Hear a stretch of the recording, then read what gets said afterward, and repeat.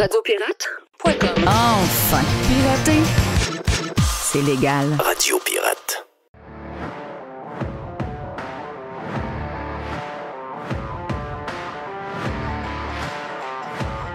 On lance le week-end tantôt avec l'aubergiste. Gilles Parent est stand-by également. Il est avec nous autres sur le Prime en plus, une grosse heure et quart. Donc, si vous en voulez plus, allez sur radiopirate.com pour vous abonner, pour avoir plus de Jeff avec sa gang, avec Jerry, Mr. White, et qui est avec nous autres ce matin?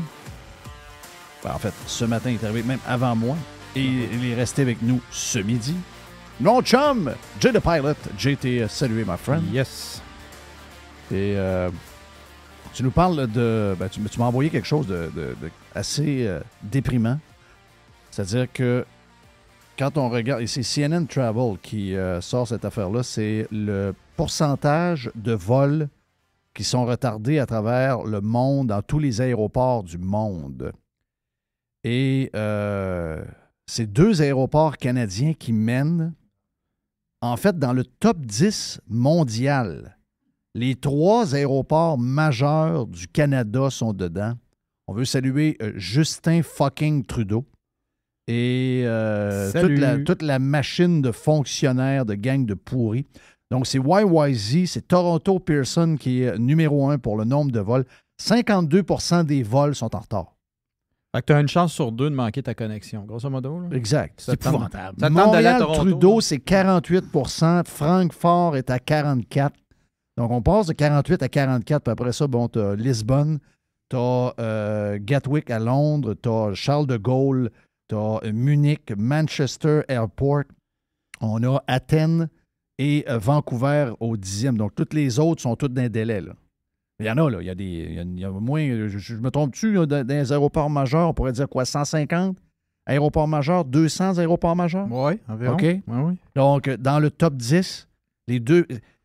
Quel pays de merde, pareil. On l'a échappé. Hein? T'es pas connecté, je pense. T'es-tu connecté? Oui, t'es connecté? OK. Ils ont bien fait de l'appeler Trudeau. L'aéroport. Oui, oui, oui. tiens-toi. Hey, j'en vois-tu des camions fuck Trudeau? Ça nous rappelle. Tu sais, des pick-up avec des gros collants. Des gros collants fuck Trudeau. À chaque fois que j'en vois un, je suis crampé de rire. Et c'est très mérité. J'espère que vous êtes de bonne humeur parce qu'on lance le week-end tantôt. En plus, il fait beau. Donc, je veux dire, on peut pas... Bon, regarde, voyons ça du bon côté. Il fait beau dans notre tête. Donc, on va faire comme... Est-ce que tu penses que ça a un lien? Parce que, veux pas, là, la nouvelle, je suis sûr que ce ne soit pas la nouvelle du jour, mais la nouvelle des pilules, là, le fait que les Québécois... Regarde, moi, ce que je comprends à peu près, là, tu prends toutes les provinces où ils se donnent des pilules, toutes les provinces du Canada, tu les additionnes une par-dessus l'autre, et d'après moi, le Québec gagne encore. Le nombre de gens qui sont frostés à longueur de journée. Ben, après ça, on se demande comment ça se fait que tout va un peu tout croche. Mais il faut vous dire une affaire, c'est que les gens qui s'occupent des choses que vous pensez qui vont bien aller, que vous payez pour, d'après moi, ils sont frostés. Là. La prof à l'école, ça va mal. Les étudiants, ça va mal. L'école, ça va mal. Ben, la prof et ses pelules. Oui. La directrice d'école et ses pelules. Ben oui, sont toutes ses pelules. Tu as le concierge qui, lui, sa boisson sur le pot. C'est ça. Mais là, c'est juste les chefs qu'on a, c'est juste les pilules. Est-ce que ça a un lien avec la température? Est-ce que ça a un lien avec ce qui se jase des médias? Est-ce que ça a un lien avec... Mais il y a quelque chose... Moi, si je suis PM du Québec, là, je sais que c'est pas un sujet que Legault... Legault lui dit... c'est quoi la phrase qu'on a entendue? Mais je suis pas... moi, je suis pas un gars... je suis pas un gars parfait. Moi, là, il a dit ça, je pense, à la fin de la session parlementaire. En tout cas, il n'est certainement pas un gars parfait. Moi, si j'étais PM, si j'étais François Legault, et je vois que le Québec... Tu sais, ça pourrait arriver que le Québec mène par un cheveu. Là. Tu dis, bon, on a battu la Colombie-Britannique par 1% de consommation de pilules. Mais non, c'est pas ça, là.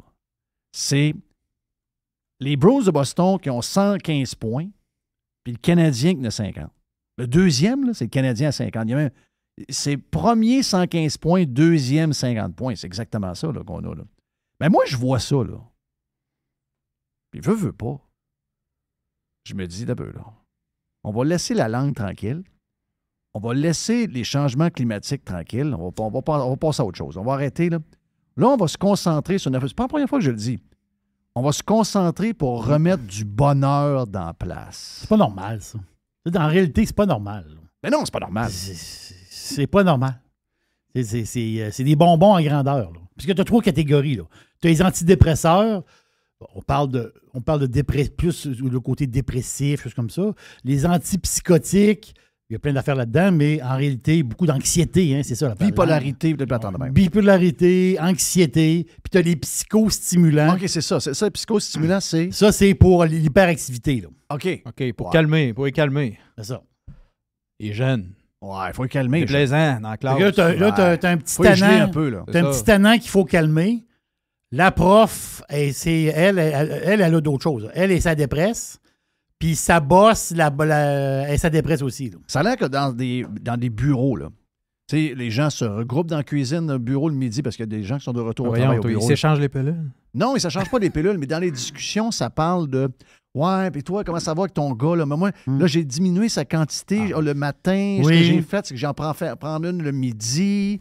Puis là, il arrive, il est un peu plus calme. J'ai déjà entendu ça. Il paraîtrait que c'est des discussions dans les places à manger quand ils mangent le lunch. Les mamans se parlent de comment ils dosent le kid. C'est ça. Ça jase ouvertement, là, tout va bien. Là. Mais là, je vois... Ils donnent leurs recettes, finalement. Oui. Tu sais, dans le temps, ils se donnaient des recettes. Des recettes de muffins. Là, ils donnent des recettes de pilules. C'est capoté. Mais il y a quelque chose. Il y a quelque chose qui ne va pas pantoute. Là. Sérieux, il y a quelque chose... Tu sais, c'est pas pour rien qu'on est les numéro 1 crotons de l'Amérique. Là. C'est pas... à tous les niveaux, on est les plus crotons de la place. Tu te dis, voyons, ça peut pas... Une chose est sûre, c'est pas une question d'argent parce qu'on a envoyé tout notre argent à cette place-là, donc c'est sûr que c'est pas une question de cash. Mais tout ce qu'on fait, on est les plus crotons. En parlant de ça, c'est le week-end de Grand Prix. On a dépensé des milliards de dollars pour améliorer l'échangeur Turco que tu as pris encore probablement cette semaine. Moi, je le prends souvent. Mais avant que j'aille à l'échangeur Turco, je vais te poser la question. Je ne sais pas si tu as le temps. Tu voyages un peu partout. Tu étais sur la côte ouest américaine. Tu as fait San Francisco et Los Angeles dans la dernière semaine depuis la dernière fois que tu es venu. Tu peux aller à Londres, tu peux aller partout par ton travail. Puis tu vis, en plus, tu vis ici à part-time parce que tu as une autre maison ailleurs dans un autre pays. OK? Donc, tu es bien placé pour avoir déjà voyagé beaucoup, travailler une place une semaine, partir à l'autre place une autre semaine. Je l'ai fait quand j'étais plus jeune. Puis on a comme le temps de voir comment le monde est, comment le mood de la place est. On finit par saisir les petites subtilités de la patente. Est-ce que tu le sens, cette affaire-là de pellules puis d'affaires tout croche, au-delà des bosses dans le chemin, au-delà de ce qu'on entend aux nouvelles, est-ce qu'il y a une histoire reliée aussi je sais pas, moi, un côté qu'on a de la misère à définir dans comment les gens marchent, comment les gens parlent, si les gens sourient, si les gens regardent la terre, si les gens se saluent. Est-ce que tu es capable de faire une différence entre une place versus l'autre, puis d'essayer de dire « Ah oui, je comprends ici pourquoi tout roule un peu, c'est parce qu'ils ont l'air disciplinés, c'est des gens propres, c'est des gens ci. » Tu sais, ici, c'est de plus en plus, on essaie de trouver des solutions pour rendre la vie la plus... comment je pourrais dire? C'est une place où ça va être le plus tout croche possible. Là, Shawinigan ne veut plus arroser le gazon. Là, tu ne peux plus couper le gazon au mois de mai. Tu ne peux plus faire ci. C'est encourager les crottés. Et après ça, on se demande, comment ça se fait qu'il y a des graffitis partout sur l'échangeur Turco? C'est neuf. Puis là, la visite arrive pour la F1. Il faut les enlever, ça presse. On a l'air une gang de tout croche. Ah oui, mais on est des tout croches. Part du fait qu'il y a 3 jours de beau temps, puis on se fait crier par la tête qu'il faut rentrer en dedans, puis il faut fermer les portes. Déjà là, c'est le beau temps, là, c'est le fun, là, le soleil. Je parlais à une amie qui travaille dans un petit bar de quartier que tu connais bien. Elle me disait, quand il a fait beau là, ici, là, mes clients étaient tellement le fun. Là. Le bar était plein de midi, le bar était plein de soir. Le monde arrivait le midi, puis ça collait jusqu'à 9 h le soir. Puis avant ça, là, le mois de mai, là, il faisait pas beau le mois de mai. Là. Non, le monde, il faisait zéro beau. Les clients bougonnent. Tu sais, là, une barmaid, là, dans un bar de quartier, là, c'est un bon gauge. Un bon gauge. Oui, c'est un bon gauge, c'est ça. Puis je vais dans une place comme en Californie. En Californie, là, c'est pas la place, là. Mettons que c'est pas mal une des pires places au niveau politique aux États-Unis, on va se le dire. Puis avec des problèmes de sans-abri puis tout ce que tu voudras. Ben sacrément, là, je te dis, là, au moins le mardi soir, là, la place pour manger, puis il y a du monde dans les bars puis dans les restaurants, puis c'est déjà plus léger. Puis Christy, la Californie, c'est supposé être lourd. Oui. Mais comparé à ici, c'est déjà mieux. Même si je regarde ma facture, puis LA County Tax, State Tax, j'en ai des taxes en Californie. Regarde, on va faire entendre qu'est-ce qui se raconte à TVA, OK? Éviter d'ouvrir les fenêtres, donc fermer les fenêtres. Fermer également l'air climatisé ou tout autre appareil qui tire son air de l'extérieur. Éviter les activités extérieures autant que possible et également éviter de sortir si ce n'est pas essentiel. Donc, j'ai parlé avec un médecin qui disait que ça peut quand même créer de l'inconfort là, sur des gens qui sont en santé. Les yeux vont piquer, les yeux vont être rouges, les yeux peuvent couler, la gorge peut piquer. Souvent, il va y avoir des petites toux aussi. Ça, c'est vraiment pour les personnes qui n'ont pas de problème de santé au préalable. On peut voir ces choses-là arriver, puis ça peut arriver aussi, plus les niveaux augmentent, plus ça risque d'être le cas. C'est un peu comme si on est exposé à des gens qui fument. C'est un peu le même genre de réaction qu'on peut avoir. Donc, fermez les fenêtres. Fermez les entrées d'air. On va capitonner toute la place au complet. Puis si vous crevez parce qu'il manque d'air, ben au moins vous ne serez pas mort par la boucane des feux causés par les changements climatiques. Donc, c'est probablement le but derrière ça. Mais c'est de la pure folie, là. Pas d'activité extérieure. Pas d'activité. Ben non, allez-y pas dehors. Quand est-ce que tu vas y aller dehors? Ouais. Si tu y vas pas. C'est la grande déprime. Si tu y vas pas quand il fait beau. Ben, il faut dire aussi que Justin Trudeau, je vais t'entendre hier, je pense que c'était sur le Prime, je vais t'entendre ça. Justin Trudeau a carrément dit cette semaine que la COVID, c'était une pratique et que, tu sais ce qu'on avait, on disait, ils sont en train de se pratiquer, bon, là, le monde riait de nous autres, mais il l'a dit cette semaine.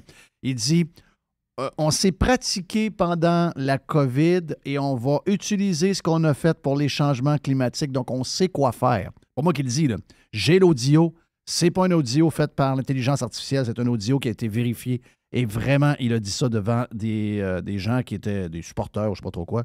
Donc, vraiment, il va se servir de ce qu'ils ont fait pendant la COVID et ils vont le répéter parce qu'ils ont la bonne formule maintenant et ils veulent s'en servir. Bien, ça, c'est un exemple de ça. Là. Restez en dedans, enfermez-vous, voyez pas de monde, sortez pas dehors, fermez les fenêtres, fermez l'air climatisé. Regarde, j'ai jamais entendu aussi... En tout cas, je ne sais pas si c'est partout comme ça. Là. Je sais que New York risque d'avoir mais j'ai pas entendu d'histoire la semaine passée de gens qui s'en sont morts, qui ont fini à l'hôpital, etc. T'sais, oui, si tu as une grosse activité de sport intense à l'extérieur puis un peu de boucan, bon, ben fais attention. Mais si vous avez une journée de bateau sur un ponton sacrement, allez voir vos amis, faites la journée que vous avez prévue, puis enjoy. Jeff, en 2017, j'étais en Alberta, j'habitais à Calgary. Puis cette année-là, c'était l'année il y avait des méga feux de forêt dans les Rocheuses, là, partout dans la vallée de l'Okanagan et tout ça. Edmonton, Calgary, c'était dans la boucane à pu finir. Là. Je me souviens, je sortais dehors de chez moi, là, je voyais pas visibilité affectée, les avions, on approchait aux instruments parce qu'il y avait Quelle année? de boucan. 2017. OK. Il y en a jamais. Ils en parlaient pas bien. T'en souviens-tu, toi, de ça? On a-tu vu des... Tu sais, ils en parlaient. Il y avait beaucoup de feux, là. C'est des années. Il y a des années avec non, mais moins là, de feux, des années avec mais c'est moins parce de que là, feux. il y a un but. Le but, c'est changement climatique. Ben oui.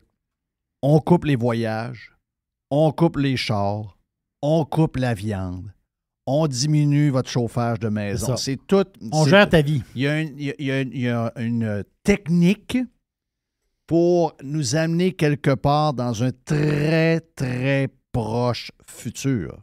C'est ça qu'ils sont. Ben oui. Ils sont en train d'établir les bases pour les décisions radicales, parce que ce sont des radicaux qui nous mènent, pour les décisions radicales qui vont nous faire vivre dans les prochains mois liées à des changements climatiques. Et jusqu'à maintenant, on gèle le cul ici là, depuis des mois et des mois. Là. Il y a eu 3 belles journées jusqu'à maintenant, 4 belles journées, peut-être 5 depuis que je suis revenu le 9 avril.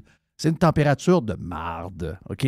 Mais ils réussissent à vous faire croire qu'on vit une température quasi extrême. C'est carrément des charlatans, c'est des crosseurs, mais c'est des gens qui vont jouer dans votre assiette. Ils sont diviseurs aussi. Oui, ils vont jouer dans votre assiette. Ils vont jouer dans votre liberté. Ils vont jouer dans votre plaisir. Et ce que ça va finir, il y aura encore plus de pilules qu'il y en a en ce moment. Je dis diviseur. Diviseur, c'est pas compliqué.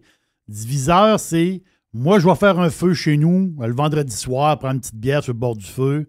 Et là, à un moment donné, il va y avoir 2 agents de police qui vont sur le bord de la clôture. Parce qu'il va y avoir un stool quelque part qui va dire hey, non, les feux, il n'y a pas de feu. De quoi il n'y a pas de feu? Je fais un petit feu tranquille chez nous. Non. Non, ça brûle à Chibougamau. Oui. Lâche-moi. Est-ce que tu me dis qu'il y a des gens que tu connais qui étaient dans le bois, qui ont été interdits d'aller dans le bois? Ben oui. Et que eux autres, les feux étaient très loin, puis que où ils étaient, il y avait de la boîte. Là. Il y avait tellement mouillé des derniers jours qu'il y avait de la boîte et c'est interdit pour eux autres d'aller à leur chalet? Ils sont pas interdits d'aller à leur chalet, ils peuvent pas utiliser de 4 roues, ils peuvent pas faire de feu dehors. OK. Puis ça, on a une coupe de zec au nord de Québec, là. Mhm. Hein, on a dans Port-Neuf, là, il y a plusieurs zecs là, en montant. Là. Fait que c'est une de ces zecs-là. Interdit aux véhicules tout-terrain parce que ça fait des étincelles. Oui. Mais il dit Chris, c'est mouillé à grandeur. Oui, c'est mouillé à Ils grandeur. sont dans la boîte. Les 4 ouais. roues, ils passent dans le trou de boîte. Oui. Essaye d'allumer un trou de boîte, toi, avec un étincelle. Et voyons. Alors, C'est complètement fou, là, ce qui se passe en ce moment. pire fois. Regarde, j'ai l'audio de Trudeau qui nous parle. Mais il s'est trompé au début, il a dit. Il s'est comme trompé bizarre. Hein. Il fait souvent des lapsus de même. Il est tellement. Il est tellement. Il est mauvais. Des genres de lapsus. Non. Je ne sais pas s'il l'est, mais des fois, il a l'air nouillé un peu. What we learned from this COVID crisis, we will be applying to the climate crisis, to the housing crisis, to reconciliation, to making sure that everyone has good jobs and careers that carry them through and create opportunities for their kids. On va créer des jobs qu'on va financer avec de l'endettement, puis on va juste tenir l'inflation pour le reste des temps à 4-5 %. C'est ça que ça veut dire. Mais on va refaire. Écoute, avez-vous vu comment ils nous ont mis dans la marde depuis l'histoire de la COVID avec toutes les histoires d'imprimer du cash? On est-tu dans la marde? On paye encore pour ça. On a de la misère à se nourrir. Non, regarde, des gars dangereux, des gars très, très, très, très dangereux. Ça pète de partout. Les gens, pour oublier, ils prennent des pilules. Puis une fois qu'ils prennent des pilules, les pilules les amènent vers LCN et TVA. Puis après ça, ils s'en vont voter. Et ils votent pour Legault. Comme la petite fille à matin là, qu'on a entendu, là, l'extrait que tu avais mis. Là. Oui. Elle a 24 ans, puis oui, elle était très heureuse. Oui. Tu l'as. Je sais pas si je l'ai pas loin. Ah oui, justement, je l'ai. Jay, le vidéo en question de la jeune fille qu'on a fait entendre, je l'avais pas loin, donc je te fais entendre ça. J'ai besoin qu'on m'explique comment j'ai fait de passer genre d'une adolescente qui a peur de rien ni personne puis qui fonce dans la vie comme s'il n'y avait pas de lendemain à une adulte qui fait de l'anxiété puis qui a peur de chaque humain qu'elle croise. Je comprends pas. Écoute, c'est un beau petit accent du Saguenay. Oui, hein? puis, tu sais, elle vient de chez nous, là. Il n'y a jamais personne chez nous qui a fait d'anxiété de ça, rien. Je comprends là, que des fois, en vieillissant, il arrive des affaires. Bon, là, OK, un nouveau chum. Ah oui. C'est sûr que pour beaucoup de monde, de passer à une vie où ce que tu n'as pas de responsabilité, à un paquet de responsabilités, ça vient en tout cas, pour certains, ça vient avec une certaine zone de stress. Mais elle, c'est pas ça qu'elle explique. Là. Elle, c'est pas ça qu'elle explique. Elle là, elle nous montre exactement ce qu'on est en train de faire. Toutes les graines de marde qu'on rentre dans la tête de nos enfants, de nos jeunes, de nos ados. Regardez la conclusion de tout ça. On va le réécouter parce que c'est trop fort, son affaire. J'ai besoin qu'on m'explique comment j'ai fait de passer genre d'une adolescente qui a peur de rien ni personne puis qui fonce dans la vie comme s'il n'y avait pas de lendemain à une adulte qui fait de l'anxiété puis qui a peur de chaque humain qu'elle croise. Je comprends pas. Je comprends pas. Elle comprend pas. Comme j'ai dit ce matin, c'est vraiment le symbole d'une génération. Oui. Ben, c'est vraiment ça. Mais elle est assez... Moi, je l'admire d'une manière. Parce qu'elle le dit. Elle le dit sur TikTok. Elle se rend compte. Là. Elle se rend compte Ben de oui. ça. C'est le premier step. Il y a beaucoup de monde qui s'en rendent pas compte. Ben là. oui. Ouais. C'est le premier step pour s'en sortir. Ça, c'est comme pour les alcooliques anonymes. Rends-toi compte qu'il y a un problème en dedans de toi, puis après ça, on va travailler. C'est la première affaire qu'il faut que tu fasses. Tu dis, c'est quoi qui fait qu'on est de même? Ben, ce qui fait qu'on est de même, c'est une liste de points assez longue. Elle est longue, là. Y a-tu de quoi dans un audio de 10 secondes, 12 secondes? Là? Comment qu'elle dit, le nombre d'affaires qu'elle dit en quelques mots? C'est incroyable. Oui, c'est dévastateur comme liner. Mais répondre à ça, là, c'est une longue liste de choses. Manque de plaisir, manque de rêve. On est dans, carrément, on le disait en début de show, on est tout ce qu'il y a alentour de nous. On va à l'hôpital, c'est une tragédie, c'est une honte. On va chercher les enfants à l'école, c'est une honte. On sort de l'aéroport de Montréal, on se dirige le centre-ville on passe l'échangeur Turcot. Il y a des graffitis partout, même si c'est neuf. On a honte. On a honte partout. On ouvre la radio, on ouvre la TV. Attention, là, il annonce chaud. Ça va être très chaud aujourd'hui. Il faut trouver des endroits pour avoir de l'ombre. Ça peut être dangereux. Oh, il y a de la boucane. On n'avait pas ça. C'est la culture du blâme. J'aurais jamais été capable de vivre là-dedans. Moi-même, j'aurais été ces pilules, j'aurais été anxieux si on avait été élevé là-dedans. C'est parce qu'on a de l'expérience, puis on est capable, on est assez fort pour voir tout ça, puis on est capable de se tenir debout, puis fighter cette gang de salauds-là qui essaie de nous amener à terre. Mais mettons que c'est arrivé, ce genre d'époque-là, quand on avait 18, 19 ans, puis qu'il n'y a pas de fun possible, bien, c'est probablement moi qui ferais des vidéos TikTok en disant « Hey, qu'est-ce qui m'arrive? Il me semble que tout est noir, je suis anxieux, j'ai peur, j'ai... » Oui, mais Christophe, regardez la société dans laquelle on est. C'est une société d'échecs. C'est une société d'échecs à tous les niveaux. L'autre fois, j'ai demandé à quelqu'un, il disait « Ouais, j'ai écouté l'autre fois Radio Pirate, il me semble que t'es dur un peu. » J'ai dit « Non. » J'ai dit « Je suis pas dur. » J'ai dit « Toi, fais-moi la liste des choses qui roulent. » J'ai dit « Toi, prouve-moi que je suis wrong. Prouve-moi que qu'est-ce que je dis, c'est pas la vérité. Montre-moi ce que je ne vois pas, puis peut-être qu'il ne m'est pas présenté, mais essaye de... Il n'a jamais été capable de me répondre. Quoi que ce soit, ça finit en rien. Ouais. OK? Donc, on n'est pas si... On aimerait ça en tabarnache. On aimerait ça être crinqué. On aimerait ça... Écoute, on déteste les polices du fun. On veut du fun. C'est ça qu'on veut, Christophe. Hey, on a déjà eu... Tu sais, le monde, on rit du maire Drapeau à Montréal. Là. Oui. Alors que lui, il a amené l'expo. Il a amené les expos. Puis il a amené les Jeux olympiques. Oui. T'as rendu compte? Oui, sûrement que ça a coûté cher. Là. Mais aujourd'hui, ça coûte aussi cher avec rien. Ah oui, ça coûte même crissement plus cher avec rien. Exact. Avec rien. Juste... Lui, il a mis Montréal sur la map solide. Là. Nous autres, ça coûte 124 milliards par année pour avoir honte. On n'est pas capable d'avoir un passeport dans un délai raisonnable. On n'est pas capable d'avoir un permis de conduire, sacrement. On n'est pas capable de faire une connexion dans un aéroport. On n'est pas capable de faire une connexion dans un aéroport. On a les 2 aéroports les plus tout croche de la boule. C'est pas moi qui le dis, c'est CNN Travel. C'est drôle, hein, que ce ne sera pas dans le Journal de Montréal, cette nouvelle-là. Habituellement, ils reprennent, hein? Oh, le Québec est la ville la plus aimée. Mais quand c'est des affaires de même, ils reprennent jamais. 0, 0, 0, 0, 0. Ça revient parce qu'ils ont honte. Oui, ils ont honte. C'est toujours là-dedans. Ben oui. Jerry, tu voulais dire quelque chose? Aussi, la COVID, ça a accentué la chose, là, parce qu'on était déjà un peuple materné, mais là, on l'a touché à un niveau tout à fait extraordinaire, où ce que le monde était... moi, ça me dérange. Moi, là, c'est le gouvernement qui prend des décisions pour moi, puis j'aime ça, moi, quand le gouvernement prend des décisions pour moi. Ça m'enlève de la pression. Oui, puis je me rappelle d'une chroniqueuse du Journal de Québec qui avait dit moi, la vie COVID, j'aime ça, j'ai peur de retourner à la vie normale. Oui. Pensez-vous que c'était la seule? Hein? Donc, tu es materné par un gouvernement. Quand il arrivait le show à 1h d'après-midi, là, nous autres, là, on ne peut pas supporter ça. Là. Ôte-toi le bonhomme, va-t'en. On ne veut pas te voir. Il y a du monde qui adorait ça parce qu'ils se font materner. Ils se font dire quoi faire. Donc, le monde, ils ont adoré ça. Et là, ils ont perdu tous leurs repères. Ils ont perdu tout comme... Le peu d'initiatives qu'il y avait, peut-être? Un parent, la job d'un parent, c'est de prendre un bébé, l'enfant grandit et, à un moment donné, tu lui donnes une poussée dans le dos, puis là, tu lui dis « go ». C'est ça, la job d'un parent. Mais le gouvernement, c'est pas ça qu'il fait.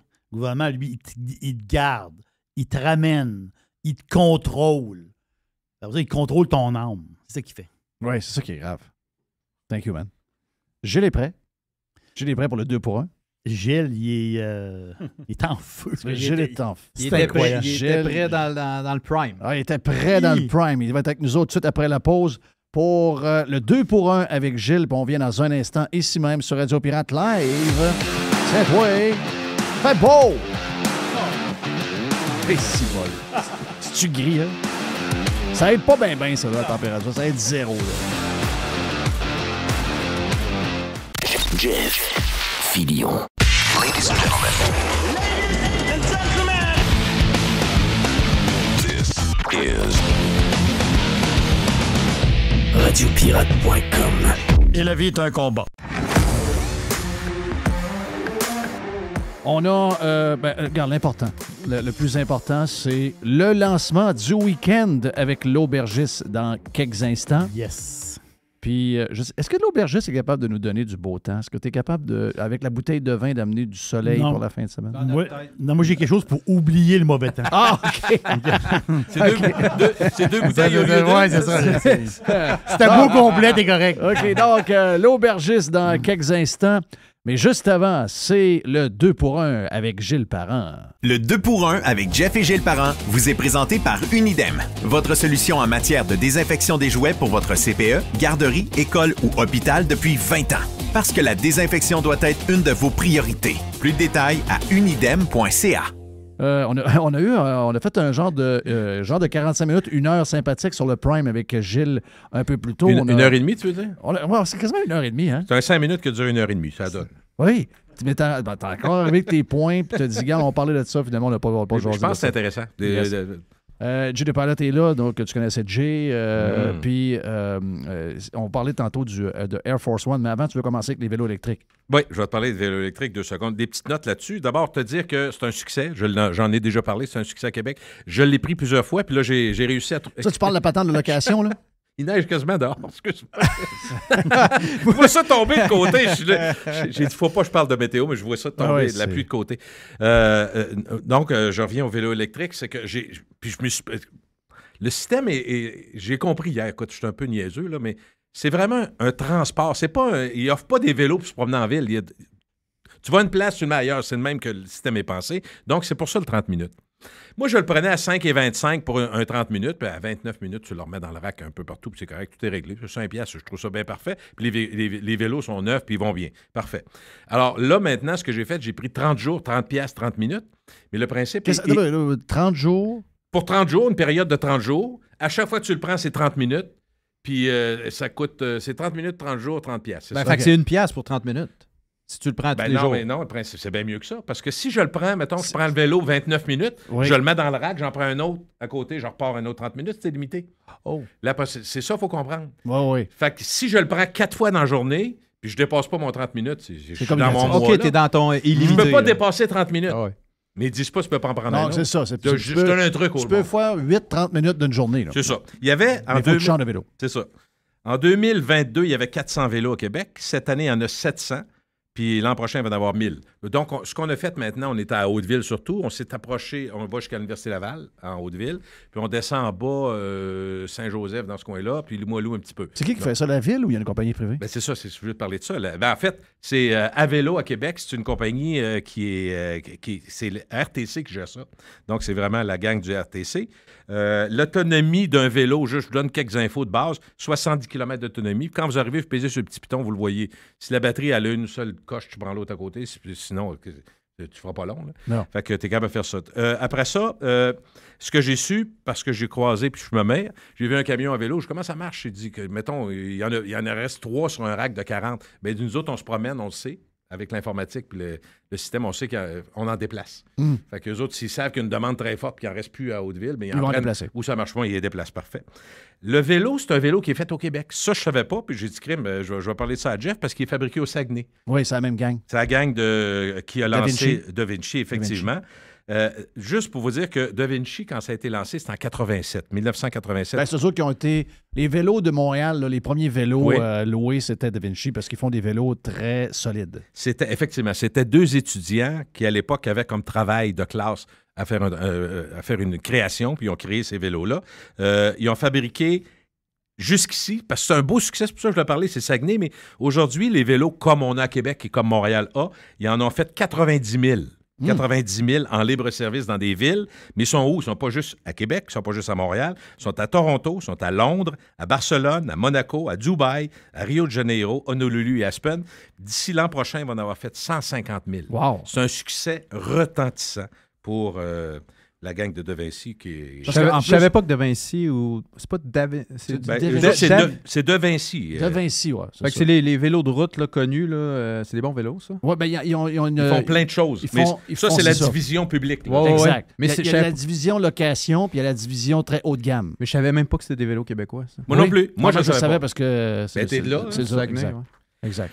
Je vais parler 2 secondes. On va abuser de la présence d'un gars de l'aviation pour parler du... Abusons, oui, on abuse.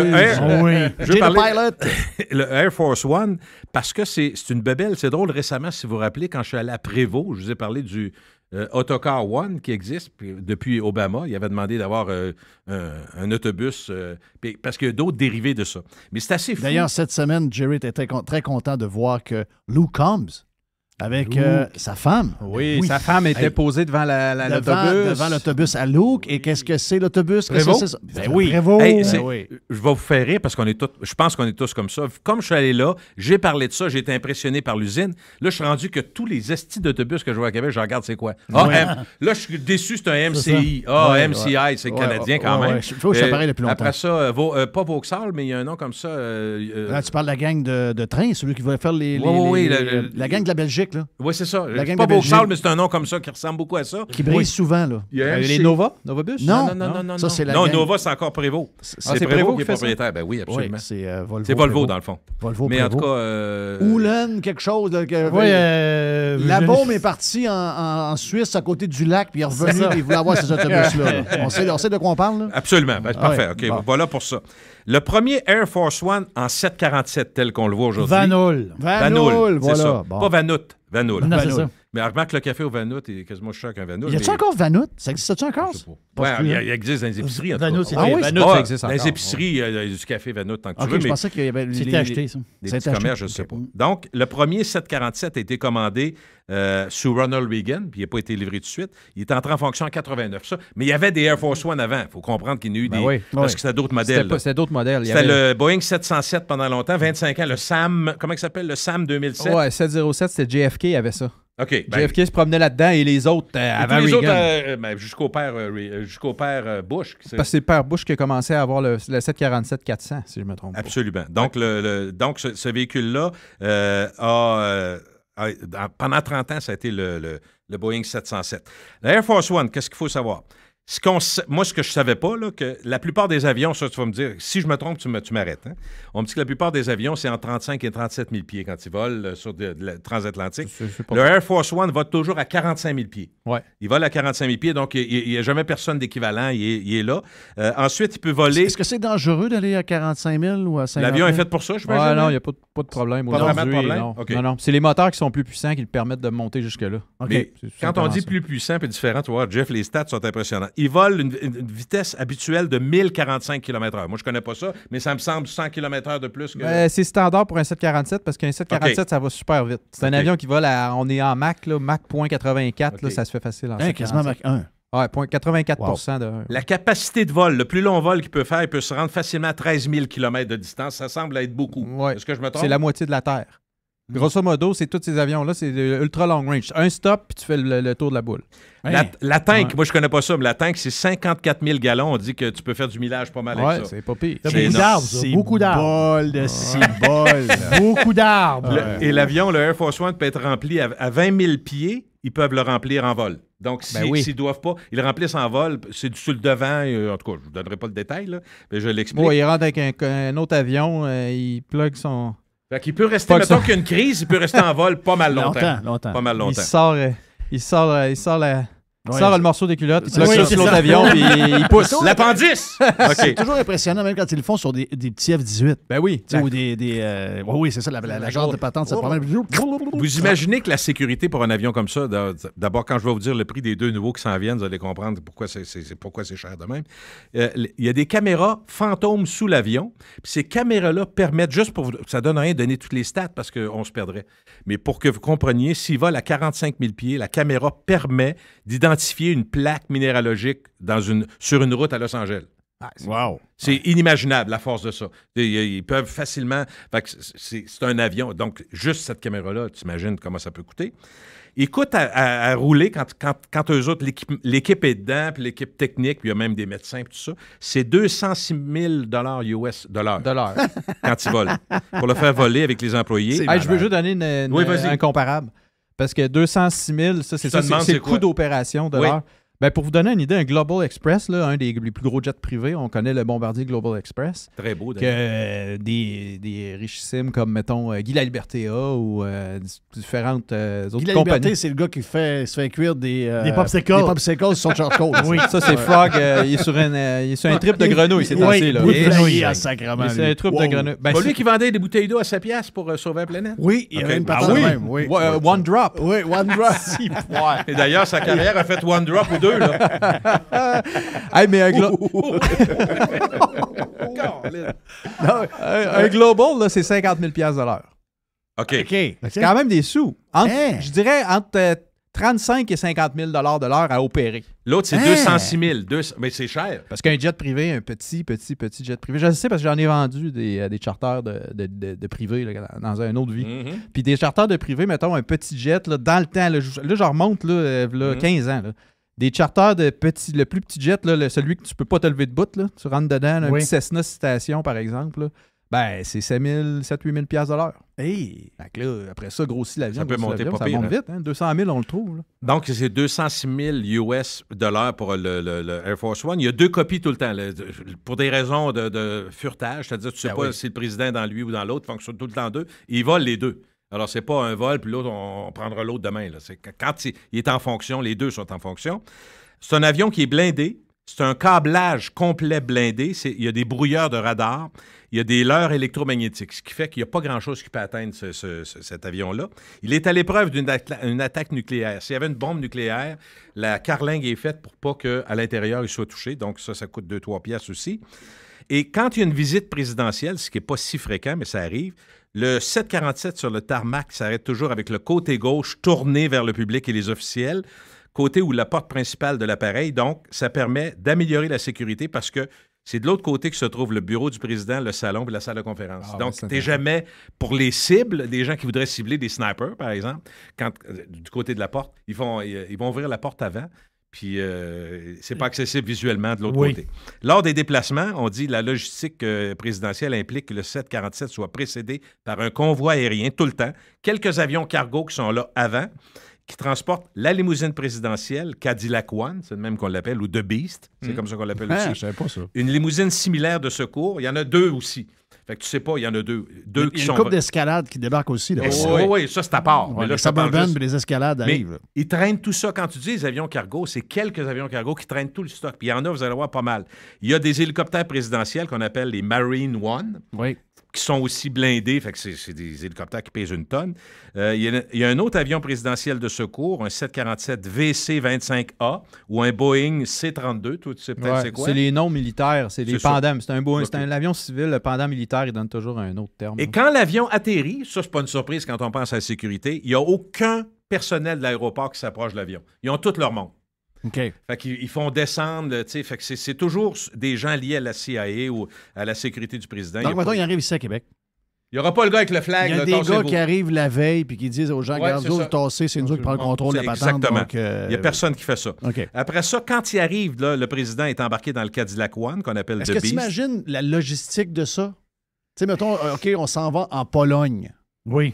Je décide ça. Je vais aller voir le gars de la Pologne. Il s'énerve un peu contre les Russes. Je vais aller le calmer. Ouais. Biden va en Pologne. Biden va en Pologne. On part demain matin. Le pire, c'est qu'il s'en souvient même pas. Biden a l'air chaud comme la Pologne. Oui. C'est plus ça. Mais tu sais que partout où le Air Force One va atterrir, 1 heure avant, l'espace aérien est bloqué. Ben, je l'ai vécu souvent parce que j'ai opéré à Washington National, DCA. Là. Il avance partout. Puis quand on allait à DCA, c'est arrivé plusieurs fois que c'était tous les avions sont groundés parce que Marine One part de la Maison-Blanche, il s'en va à Andrews Air Force Base. Ça, c'est l'aéroport, c'est ça. C'est ça, parce que le Air Force One, j'ai des photos pas pires, je vous en montrerai, parce que quand on survolait Andrews Air Force Base, puis Air Force One est prêt à partir, ben l'avion est sorti du hangar, puis elle est prête à partir, puis quand Marine One amenait le président à Andrews, ben le DCA, tout ça, c'est fermé. Dulles est fermé. Regarde ce qu'on a eu en Floride, à West Palm, puis même Stewart, dans une certaine mesure. Les 2 aéroports, parce que lui, il allait passer ses fins de semaine à Mar-a-Lago. Ça faisait chier le monde de West Palm énormément. Ben là, c'est parce que ça te jamais complètement en place. Exact. Puis il y a beaucoup de privés qui vont à West Palm. Là. Oui. Tu sais, c'était très déplaisant, là, mais c'est ça. Il y a un mini-hôpital dans le Air Force One avec 2 médecins 24 heures par jour quand il est en fonction, évidemment. Ils ne sont pas là quand l'avion est à terre. Ils ne sont pas dedans. Bel job, pareil. Puis on dit que les intérieurs et de la Maison-Blanche actuelle, qui était rénovée, et des Air Force One, ont été inspirés des goûts de Jackie Kennedy. C'est elle, ça a l'air que... Donc, la forme, la configuration où on met la chambre, où on met ci, on met ça. Dans le fond, dans le bac, pour ceux qui veulent savoir, les journalistes, tous les quêteux ou les moins importants, là, sont tous dans le bac de l'avion. Fait que tout le milieu et le devant, le 2e étage en haut, c'est le président. Puis sa suite à lui. Fait que ceux qui sont en arrière... Est-ce qu'il y a une copie à l'intérieur d'un peu du bureau ovale? Juste des fois, il veut... C'est pas ça. C'est pas fait pareil. Non, moi, j'ai vu des photos. C'est pas on sait qu'il y a une coupe de bureaux ovales à quelques places. Entre autres, ils ont un genre de place où ils peuvent en faire un au sol. Ils ont comme des tunnels là, pour se protéger. Oui. Donc, à un moment donné, il y a un autre bureau ovale. Mais un autre bureau ovale qui est là. Il y en aurait un autre ailleurs mais aussi. Notre référence, c'est le film de Harrison Ford. Oui. Chris Biden peut bien être mêlé. Tu sais, Harrison Ford, là-dedans, le beau bonhomme qui est à moitié... il n'est même pas dépeigné. Il se tient par une barre de métal. La porte est ouverte en arrière. Il envoie la main. « Salut, chérie! » D'après moi, il n'aurait pas fait long de même. Hein? Ça se peut-tu? Je pense pas. Mais d'ailleurs, récemment... Il y avait beaucoup d'affaires tirées par les cheveux. Ben oui, puis c'était le fun. Independence Day aussi. Il y avait une coupe de scènes présidentielles là-dedans. Mais récemment, il n'y a pas eu un avion qui disait que quelqu'un va ouvrir la porte, là? Oui, c'était Séoul. Ça, c'est Séoul? Oui, c'est ça. Mais je voulais juste savoir, ça se peut, ça? Que t'es pas mort avec la porte ouverte en plein vol? Ben, tu vas te claquer les oreilles solides, là. Les oreilles, dépressurisation rapide de l'appareil. Mais il était en basse altitude. OK, parce que je me disais... Je pense qu'il restait une affaire comme à peu près 3-4 minutes de vol. Ah, ouais, c'est pas super. Mais comment tu fais pour ouvrir une porte? As-tu déjà essayé? Je l'essayerai pas, là. Mais je pensais que ça s'ouvrait pas, moi, quand c'était en vol. Non, mais pense-y. Non, c'était peurant de savoir que ça peut s'ouvrir. En tout cas, moi, il faut que tu saches comment. Mais c'est pas... Il faut que tu saches de quelle façon, là, mais ça cause... faut que ça s'ouvre rapidement en cas de... On a vu Sully, là. Fallait que les portes ouvrent et que le monde sorte au plus sacrement. Je comprends. C'est pour ça que oui, ça peut s'ouvrir relativement facile. Et en terminant là-dessus sur le Air Force One, Jeff, c'est Barack Obama qui a commandé 2 nouveaux Air Force One parce que lui, il se fait vieux. Sont-ils rentrés, là? Non, ils ne sont pas rentrés. Ils vont arriver en 2024. Mais c'est le dernier modèle du 747, vous savez probablement, qui c'est le dernier 747. Le modèle le plus récent de 747, c'est lui qui est la base du nouveau. Combien ils vont coûter? Chacun un, les 2 prochains? Donne un prix pour le fun. Moi, j'ai 2 milliards. 2 milliards, toi, tu dis quoi? Pour les 2? Non, chacun. Chacun, j'ai 1 milliard chaque. 1 milliard chacun. Toi, Jerry? Je vais dire 1 milliard chaque. 3,3 milliards chaque. C'est pas là. 3300 millions, un avion. Ça coûte quoi un 747, mettons? J'achète ça stock là, sur Marketplace. C'est sûr que c'est pas 1 milliard, ça doit être un demi-million, peut-être 300-400 000. 300-400 millions. Oui, millions, excusez, millions, évidemment. C'est 418 millions. OK. Ben, c'est ça, 300-400 millions. Et le modèle 747-8. OK. Donc là, le 747, il est over. C'est fini. Fini. Ça, c'est le 800 avec les nouveaux moteurs. Donc là, j'ai entendu que le 777, même lui aussi, pourrait être remplacé par un autre. Tu sais ce que j'ai entendu? Moi, j'aime ça, 777. Je trouve que comme passager, c'est un des avions que j'aime le plus. Je trouve que c'est confortable et de l'espace. En tout cas, moi, Air Canada débat encore quel gros porteur qu'ils vont ramener parce que là, leurs gros porteurs prennent de l'âge. Fait que là, c'est soit ils ont quoi en ce moment? Ils ont le 777? Ils ont le 777, mais le 777 premier modèle. Oui. Fait que là, il y a le 777X qui s'en vient. J'ai pas vu ER. 777 ER, Extended Range, c'est exact, c'est ça. Ça veut dire qu'il peut aller plus loin? Il y a juste des plus grosses tanks. OK. C'est ça. 300 ER. Il n'y a pas plus de place en dedans, là. Non, ben t'as le 300, t'as le 777-200 qui est un peu plus petit là, en frais de place, là, qui a moins de place. Mais je connais pas la flotte par cœur. Mais là, sur 100% grosso, là, tu sais peut-être pas les chiffres, mais il y a Airbus puis Boeing surtout. C'est-tu 50-50 sur la planète? En Amérique, on comprend que Boeing doit être plus fort. Là. Moi, j'ai l'impression que non, c'est plus mélangé que ça. C'est drôle de voir. Même en Amérique, tu vois du Airbus en masse. Beaucoup d'Airbus en Amérique et beaucoup de Boeing en Europe. Mais ces compagnies américaines, je me demandais, Continental, tout ça, les compagnies... Je même United, vois-tu, United, là, Continental, là, tu trahis ton âge, là, mais... ça n'existe plus? Ben non, j'ai eu peur en le disant. J'ai dit, pour moi, ça n'existe plus. C'est pas grave. Je parlais pas du magasin, là, rabais. Gilles, Continental a mergé avec United. OK. Puis là, à cette heure, c'est United, mais avec les couleurs de Continental. OK. C'est ça qui est mêlant. Puis il roule quoi? C'est surtout United était gris. Oui. Vous vous souvenez dans les tours? Là? Oui. Mais moi, c'était le patriotisme et le nationalisme dont on a parlé tantôt dans une autre émission que vous aimez bien. Non, mais c'est parce que les... Je me disais, ça doit être Boeing aux États-Unis. Non, mais... Ah non. Je nommais United là, ou American Airlines. Là, eux autres, là, ils ont tous les modèles pas possibles. Là. Okay. Ils ont une flotte de 320. Embraer aussi, n'importe quoi. Là. Ouais, ben les régionaux ont des Embraer. Puis, tu sais, ça... ils prennent le meilleur des. Airbus fait beaucoup d'avions aux États. Ouais. Et Boeing fait des avions. Ils font travailler du monde aux States, oui, c'est bon. C'est ça. Donc, je pense que c'est en Irlande, Boeing, qui sont beaucoup une place je suppose qu'ils font des Boeing en Europe. Je sais pas, il y a une place. Dernièrement, il disait qu'un des avions les plus où il y a le plus de modèles disponibles, c'était le Airbus 320. C'est vrai, encore? Il disait que c'est un de ceux qui a le plus. Là. Comme le 737, c'est le... OK, c'est les deux. Les deux. 737, c'est l'avion la plus... C'est le Honda Civic de l'avion. Oh, ouais, carrément. Okay, tout le monde a ça. Là. Carrément, tout le monde a ça. Le plus grand nombre, c'est 737. C'est 737 dans le monde, il n'y a rien qui bat ça. Mais le 320... Celui qui avait explosé ou tombé, ça, le 737 MAX, ouais. tout ça, ouais. Okay. Ouais, mais lui, c'est ce qu'il pilote, puis il dit que l'avion le plus safe que tu peux avoir en ce moment, c'est le 737 Il est plus Max. fiable que le 220. Tu sais, on chialait beaucoup. Trump, il a mis des tarifs sur ces 220, puis c'est pour ça que Bombardier ont vendu à Airbus. Puis, en tout cas, il y a eu toute l'histoire des 220. C'est Series. Je reçois des messages. C'est Series, là? C'est Series, quand je parle. Moi, je reçois des messages des fois. 737, c'est du monde qui m'envoie des drôles de messages, là, mais la réalité, c'est qu'en ce moment, le 220 est à trouble, puis le 737, ça va très bien. Puis ça, qu'est-ce qu'il y a le problème avec le 220? C'est quoi le problème? Les moteurs. OK. Pas important, un moteur sur un avion?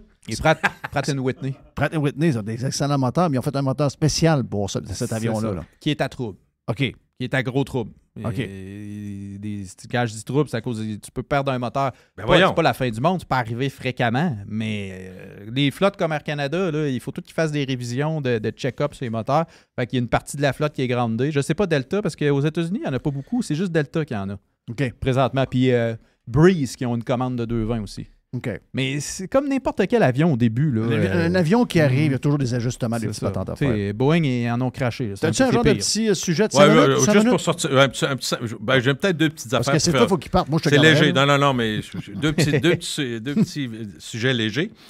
Des experts mondiaux en étiquette ont dressé la liste des 7 questions à ne jamais poser à quelqu'un. Vous allez, je pense que vous allez être d'accord, mais si vous n'êtes pas d'accord, c'est le temps d'en parler. Première chose qu'il ne faut jamais, si tu veux avoir des bonnes relations, dans le fond, des questions à ne jamais poser, combien d'argent tu fais? Puis en même temps, c'est peut-être le plus grand tabou. Moi, je jase avec mes chums, je dis, on parlait du sexe, de ci, de ça. Le plus grand tabou, c'est l'argent, à part les joueurs de hockey et les joueurs professionnels dont on connaît. Tabou québécois. Tabou un peu peut-être. Tabou un peu québécois. Oui, ça. Parce qu'ailleurs, il y en a tu vas être content de dire, moi, je fais des bons salaires, tout, mais aujourd'hui, non, tout le monde cache. Ça va! Mes affaires vont bien. Les personnes, tu sais, on a de la misère à assumer. Mais le montant moi, je peux exact. dire, je me suis de fourrer de ma vie. Oui, ça, tu tu l'as déjà dit. Non, mais c'est vrai. C'est que moi, je pense que les gens qui gagnent beaucoup diminuent beaucoup leur salaire s'ils le disent publiquement. Oui. Puis ceux qui font moyen ils montent leur salaire. Ouais. Jeff, j'avais un ami. Es-tu d'accord avec ça, Jean? 100%. Moi aussi, je suis 100%. J'avais un ami qui avait une très, très grosse business, puis il dit, moi, j'ai jamais été capable de m'acheter un gros char parce que j'allais au commerce. Il allait au commerce avec son char, puis contrairement à certains pays ou certaines nations ou certaines personnes qui vont être fiers de dire j'ai réussi, puis regarde, personne ne le paye, mon char, c'est moi qui le paye. Lui, il achetait quelque chose de raisonnable, un genre de, tu sais, mettons Lexus qui passe, alors que s'il avait été arrivé avec un gros BM 735, nos salaires. Fait que faut que tu te caches. Donc, premier point, combien d'argent? Pour une femme, es-tu enceinte? Tout le monde s'est fait pogner une fois dans sa vie. Si t'es pas sûr, femme ta gueule. Il n'y a personne qui nous entend qui s'est pas fait pogner ou un ami qui s'est fait prendre. Puis des fois, tu veux bien faire parce que c'est une belle nouvelle. Normalement, tu es content. C'est des phrases, c'est des punchlines dangereuses. Ou encore, tu peux te faire pogner par chérie, tu me trouves-tu mince dans ce complet-là? Oui. Ça, c'est des questions pièges. C'est toutes des questions pièges. Ma blonde, je dis souvent, ça, c'est une question piège. Peu importe la réponse, t'es faite. Il n'y a pas de bonne réponse. Non, elle va chercher. Non, mais la femme enceinte, la femme, fait longtemps que tu n'as pas vu que tu croises. Salut, une amie. Puis si t'es pas sûr, tu dis, ça va bien. Tu sais, là, tu prends pas de chance. Ça m'est arrivé une couple de fois, puis à chaque fois que j'étais rendu dans le milieu de la phrase, tu sais, là, après ça, tu dis, oui, je suis rendu à 7 mois. C'est bon. Parce que là, à que tu le demandes. Parce que c'est ton ami, puis elle dit, non. Ouais. Tu es enceinte? Non. Non, là, tu l'as démoli. Là. Même pour les gars, il faut que tu fasses attention. Oui.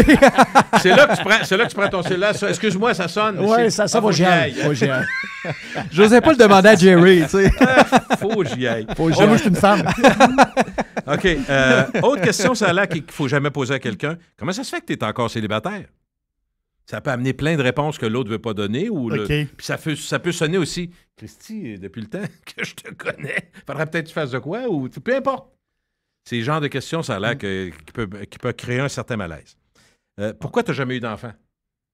Tu comprends? Il peut avoir.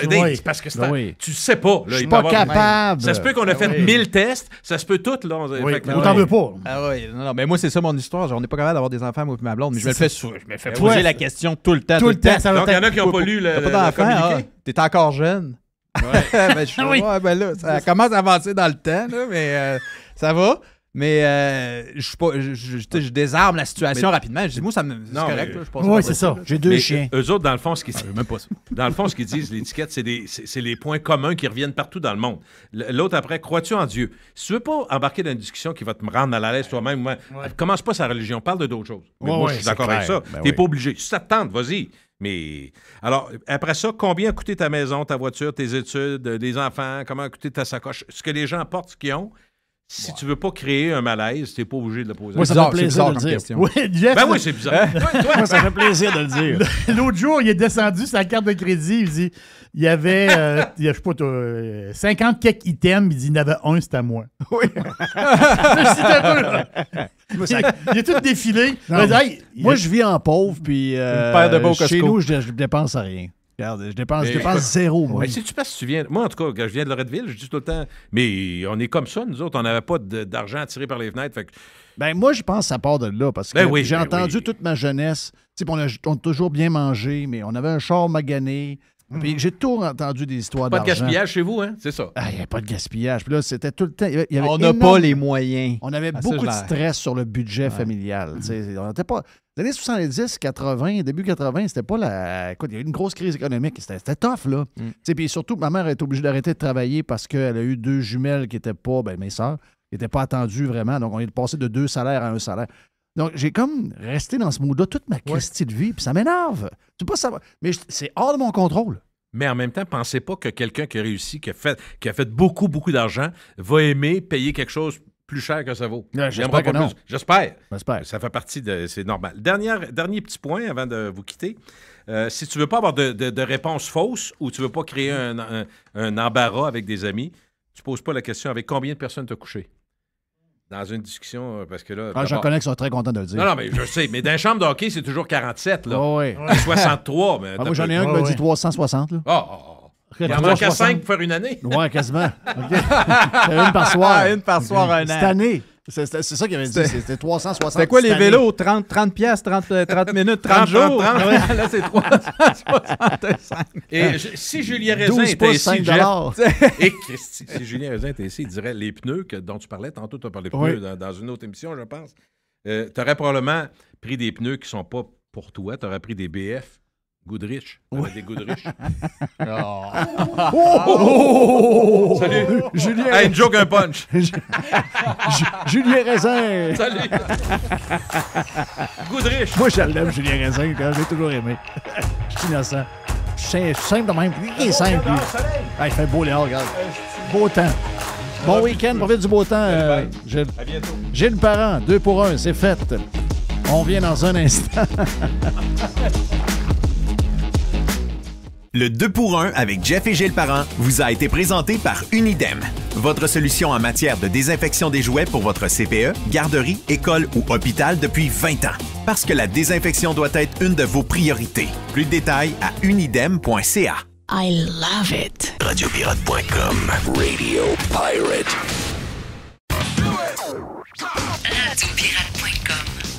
Radiopirate.com. Radiopirate.com.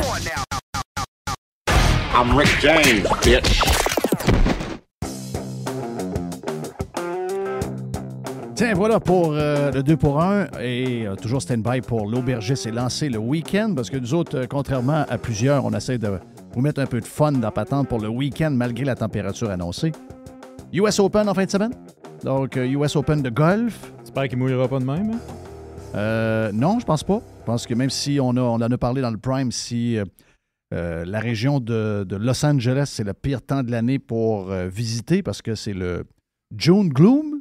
Donc, au Gloom June, et c'est la même chose au mois de mai, c'est les 2 mois où il y a plus de temps incertain, donc très gris et un peu plus frais, donc 17-18 degrés, c'est à ce temps-ci. Mais je pense que pour le golf, ça va être bien correct, et surtout qu'on l'aura le soir. Donc, on aura le golf le soir. Donc, tous les meilleurs de LIV sont là, les gars de PGA sont là, les meilleurs joueurs européens qui ont plus classé. Donc, le US Open en fin de semaine à Los Angeles. En soirée, surtout pour les gens qui aiment le golf. On a la F1 à Montréal. Toute la gang sont partis vers Montréal pour la F1. Bon, température assez ordinaire, mais ça va vous donner un bon show, je pense. Donc, surtout pour la course de dimanche, si jamais il mouille un peu pendant la course. Donc, bon Grand Prix en fin de semaine. Enjoy. Décrochez, mettez-vous chaud. Allez voir des danseuses après. Allez manger dans des bons restaurants. Regarde, décrochez au cours du week-end. C'est un week-end juste parfait. On est prêt pour la boîte, Jerry? Tu parles de sport. Hier, j'ai écouté, puis je l'ai fait un peu en début d'année, en début de saison de baseball. J'ai écouté un peu de baseball. Tu sais, j'avais décroché du baseball, puis là, je ne sais pas pourquoi. Là. C'est le fun. Mais l'affaire, c'est que là, le rythme, ça paraît. Là. Le timer, là, il change toute la timer, là, game. moi, j'adore ça, le timer. Absolument. J'adore le timer. Il y a un rythme, vraiment. Il n'y a pas de longueur. C'est sûr qu'à un moment donné... C'est-tu long avant? Ah, mais hey, j'étais allé voir une game à San Francisco. Là. Je fais ça vite, là, mais la game commençait, hymne national, 7h10 environ, 19h10. Oui. Game commence, first pitch. J'étais sorti de là à 9h40.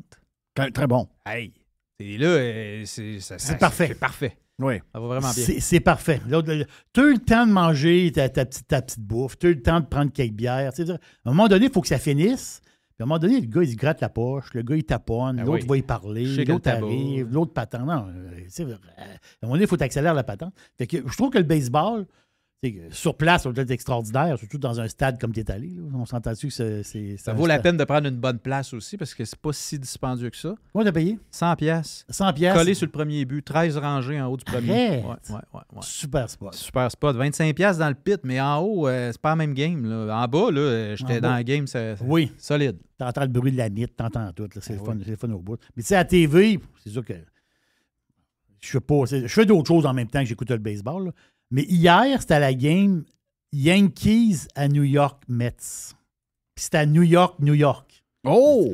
Mais ça, c'est toujours intéressant. C'est pour ça que j'ai écouté un bout de la game, puis les Mets ont gagné en 10e manche. Mais ça m'a pas surpris, mais je connaissais pas l'ampleur de la patente. OK? Les Yankees qui s'en vont jouer dans le stade des Mets. La foule. Ils ont des casquettes noires sur la tête. Ah oui? Oui. Il y a 3 casquettes noires pour une casquette bleue. Là. Comme quand le Canadien va voir Ottawa. Puis ils sont tannants, là. Tu sais, tu le vois, tu le sens, puis tu l'entends, le son du baseball, tu entends la foule. Là, tu le vois, là. Quand il y a un coup sûr, telle affaire, tu te dis « Wow! » C'est incroyable. Je comprends. Tu sais, les Yankees, c'est une équipe qui a été fondée en 1900, au début des années 1900, les Yankees. Parce que les Mets, c'est plus récent, en 1962. Les Yankees, je suis allé voir, les Yankees, ils ont gagné 27 fois la Série mondiale. Les Mets, 2 fois. Je comprends ça. Mais c'est évident que la ville, les partisans des Yankees, ils vont écœurer la gang des Mets. Ah ouais. Ils vont les écœurer. Là. Ah oui. Là, tu vois que ça se dose dans les estrades. Des fois, la caméra se promène un peu. Là, tu vois que ça se dose dans les estrades. Ouais. Les New-Yorkais se brassent. Hey, j'ai une patente de sport. Regarde, c'est une réflexion. Puis la réflexion, je l'ai vue. C'est une fois que j'ai pensé l'année passée. Puis ça l'a... là, je viens de voir quelque chose dans les coulisses. L'année passée, Jeff, je t'ai dit à un moment donné, Carey Price, on parle un petit peu de hockey, mais c'est pas une question de hockey. C'est une question, c'est quoi tu fais? Carey Price, là, il était blessé. Lui, il se promenait. Puis c'est un good guy, là. On l'aime, Carey Price, c'est chapeau de cowboy, puis il se promène. Mais là, Carey Price, là, il a aidé, il a coaché Samuel Montembeault. Montembeault est allé au championnat du monde de hockey, puis le Canada a gagné, puis c'était Montembeault d'un but. Puis, tu veux dire, Carey Price, il a comme été un peu comme un mentor. Tu sais, il veut dire, bon, toute son expérience, puis tout ça. Mais là, on se dit, puis elle est bonne la chronique dans les coulisses, tu sais. Carey Price, là, il est sur le payroll du Canadien. T'es sur le payroll, Christophe. Tu restes à Montréal, puis t'es coach des gardiens. C'est quoi cette affaire-là? Oui. Christophe, ouais, mais c'est l'assurance qui paye. Je m'en fous. Christophe, tu restes à Montréal. Ouais, bien pas ça. Non, attends un peu. Je comprends, sa femme est partie dans l'Ouest. Lui, il n'est pas obligé d'être à Montréal à tous les jours. T'sais, il peut venir une fois de temps en temps. OK, Carey est là, il va parler aux goalers. C'est un genre de mentor. Pas nécessairement le coach des goalers. Il peut être comme un gars qui vient comme porter... mais c'est une job. Parce que normalement, quand tu es sur les assurances, c'est les assurances maladie. Oui, mais là, c'est comme la longue durée qu'ils appellent, là, mettons, maladie grave ou longue durée, je ne sais pas trop. Ben, tu sais, mettons, quelqu'un qui est là-dessus dans une entreprise, là, ici, mettons, à Québec, là, l'assurance va appeler à toutes les semaines. Qu'est-ce que vous avez fait cette semaine? Avez-vous travaillé? Si tu travailles quelque part puis tu as une autre tâche connexe puis tu es encore sur les assurances... Mais lui, sa tâche, c'est de gauler. Là, il peut pas gauler, mais il peut parler. Ouais. Oui, il peut s'asseoir avec les boys. Tu peux t'asseoir avec les boys. Tu peux être c'est la même histoire que Weber. Là. On est à la même place. Weber était payé à être chez eux. Là. Puis là, il paraît que le Canadien n'est pas trop intéressé. Il n'est pas intéressé de quoi? Christophe, t'es pas intéressé de quoi? Tu dis que c'est un des meilleurs gardiens de l'histoire de l'équipe. On n'est pas trop intéressé. Là. Il y avait une photo à un moment donné, il était à la chasse, puis il a parlé des guns, puis... c'est ça. On est rendu ailleurs avec Carey. Là. Je pense que il n'était pas fort sur les mesures COVID. C'est ça l'histoire. C'est rendu grave. Regarde le gars à Toronto, le lanceur. Ils l'ont mis dehors. Ouais. Ils ont mis le lanceur dehors. Mais est-ce qu'il s'est fait récupérer par une autre équipe? Je sais pas. Il faudrait que j'aille voir ça. Alors, il était devenu une distraction. Il était devenu une distraction. Le gars, il a juste dit qu'il y en avait plein le cul des journées puis du mois Pride, puis tout ce que tu veux. Il y en avait plein le cul. Ça se dit plus. Ah, ça se dit pas, ça. D'ailleurs, les Rangers du Texas, eux autres... Ils ont dit non. Ils ont dit non. Ils ont dit non. Les histoires de la soirée Pride, puis tout ce que tu veux. Là, n'arrivera pas ici. Mais non, c'est parce que là, le monde est tanné, là. Ben oui. Le monde est tanné. Passe à autre chose, sacrément. À part ça, qu'est-ce qu'il y a dans le boîte, Jerry? J'ai besoin de vous autres, parce que vous connaissez bien les États-Unis. Ben, vous y allez plus souvent que moi, mais la dernière fois que je suis allé, c'était un bout. Il y a une chaîne de resto là-bas. Aux États-Unis, il y a énormément de chaînes de resto. Puis il y a une chaîne de resto. En ce moment, c'est une des chaînes avec le plus de croissance en nombre de restaurants. Cette chaîne de resto-là a été fondée en 2011. OK? Puis aujourd'hui, ils dépassent, je pense qu'ils sont rendus à 262 restaurants. Au-dessus de 260. Lequel, ça? Ça s'appelle Cava. C-A-V-A. Cava. Oh, ouais. Ça vous dit rien? Rien par tout. Mais ça va vous dire quelque chose à un moment donné. Parce que Cava entre en bourse aujourd'hui à la bourse de New York, sur le New York Stock Exchange. Cava. Le code à la bourse, c'est Cava. C'est quoi Cava? Cava, là, c'est Chipotle. Ouais. OK. Mais imaginez-vous Chipotle, mais la même chose, mais avec de la bouffe méditerranéenne. Oh boy. Des bowls, poulet au citron, salade grecque, des affaires de pita. Pita à l'agneau. Pita à l'agneau, exactement ça. Donc, c'est de la bouffe de la Méditerranée, on va dire en fast-food d'une manière, parce que tu sais, Chipotle, c'est quand même un certain fast-food. Là, c'est peut-être pas... mais je parle bonne qualité de nourriture. Tu sais, nourriture, c'est nourrissant, c'est bon. Puis c'est pas une affaire végé à finir, puis tu dis, Christophe, c'est des affaires... Non, c'est pas ça, là. C'est de la bouffe comme on mange en Méditerranée. Je comprends, il peut y avoir des falafels, là. Des falafels, c'est des boules de pois chiches. Oui. Mais ça se mange des falafels à travers le monde entier, là. Tu veux dire... mais donc, une chaîne qui est en... Quand je dis croissance, là, le chiffre d'affaires a monté de 12 % de l'année passée à cette année. Là. Non, c'est une furie. Là. Ça ne s'est pas vu depuis des années et des années. Ils sont dans 20 États américains présentement, 22, je pense, États américains. Il y en a en Floride, dans le coin de Tampa, je crois. Je vais y aller. Ben oui. C'est mon coin. Dans le coin de Tampa, il y a 2 autres places. Je parle à Gainesville, dans le nord de la Floride. Parce qu'ils sont en train de s'implanter un peu partout. Ils sont rendus à 20 États, mais ils rouvrent les restaurants où il y a une croissance de population aussi. Donc, je pense qu'en Floride, les gens vont être ouverts à ce genre de bouffe-là, mais c'est carrément... Le monde aime tout ça, des bols de Chipotle. Le monde aime ça maudit. Là. Le monde adore ça. Là. Oh, ma blonde, elle adore les bols. Mais là, c'est le même style de bouffe, mais vraiment style méditerranéen. Croissance complètement sautée. CAVA. Puis si je vous dis, OK, les autres, ils voulaient rentrer en bourse à 16 $ l'action. La compagnie était évaluée à... En fait, pas, la compagnie, je pense qu'elle était évaluée à 2,4 milliards. À 16 $ l'action. Là, ils ont monté, parce que la demande, ça veut dire quoi la demande? Les traders et les gens qui veulent investir en bourse cognaient dans la porte. Mais quand ça cogne dans la porte, tu n'es pas une personne. Tu es des milliers, des centaines de milliers de personnes qui cognaient dans la porte pour pouvoir acheter des actions. Là, ils ont dit, OK, un peu, là, ça cogne dans la porte. Ce qu'on va faire, c'est qu'on va monter l'évaluation de la compagnie. Les banques d'affaires se sont occupées de ça. Ils ont mis l'action, ils ont passé l'action de 16. Au début, c'était à 16. Là. Ils l'ont mis à 22. Quand la cloche a sonné aujourd'hui, la cloche sonne, boum, ils rentrent en bourse. En ce moment, Cava est à 42 $. Oh! Le monde s'arrache le cœur pour l'acheter.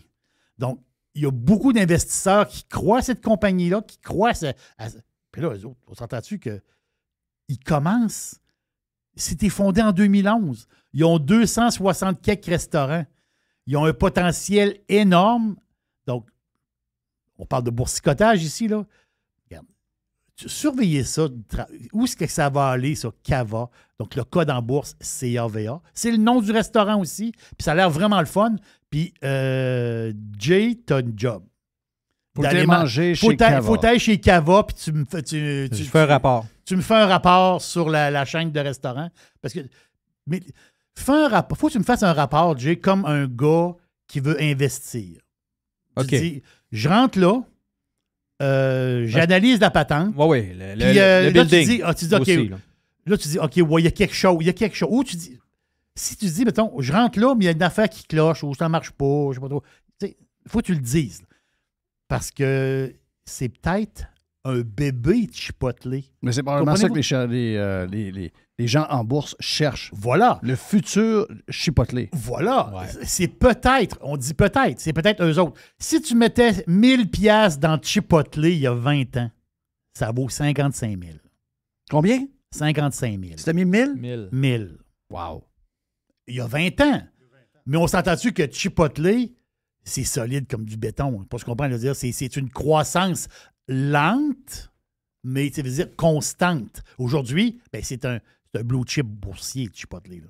Donc, est-ce que Cava peut être un genre de successeur à Chipotle? C'est à vous de réfléchir à ça. Là. Je vais aller voir ça. Yes! J'ai-tu une petite minute? Oui. Je vais même te prendre une couple de minutes après ta prochaine affaire. J'ai 2-3 petites affaires vite. Oui, on parle de Méditerranée. Un coin que j'aime bien. C'est drôle parce qu'il y avait un genre de classement. Bon, si on parle de bouffe et de Méditerranée. Mais c'est le classement qui est drôle.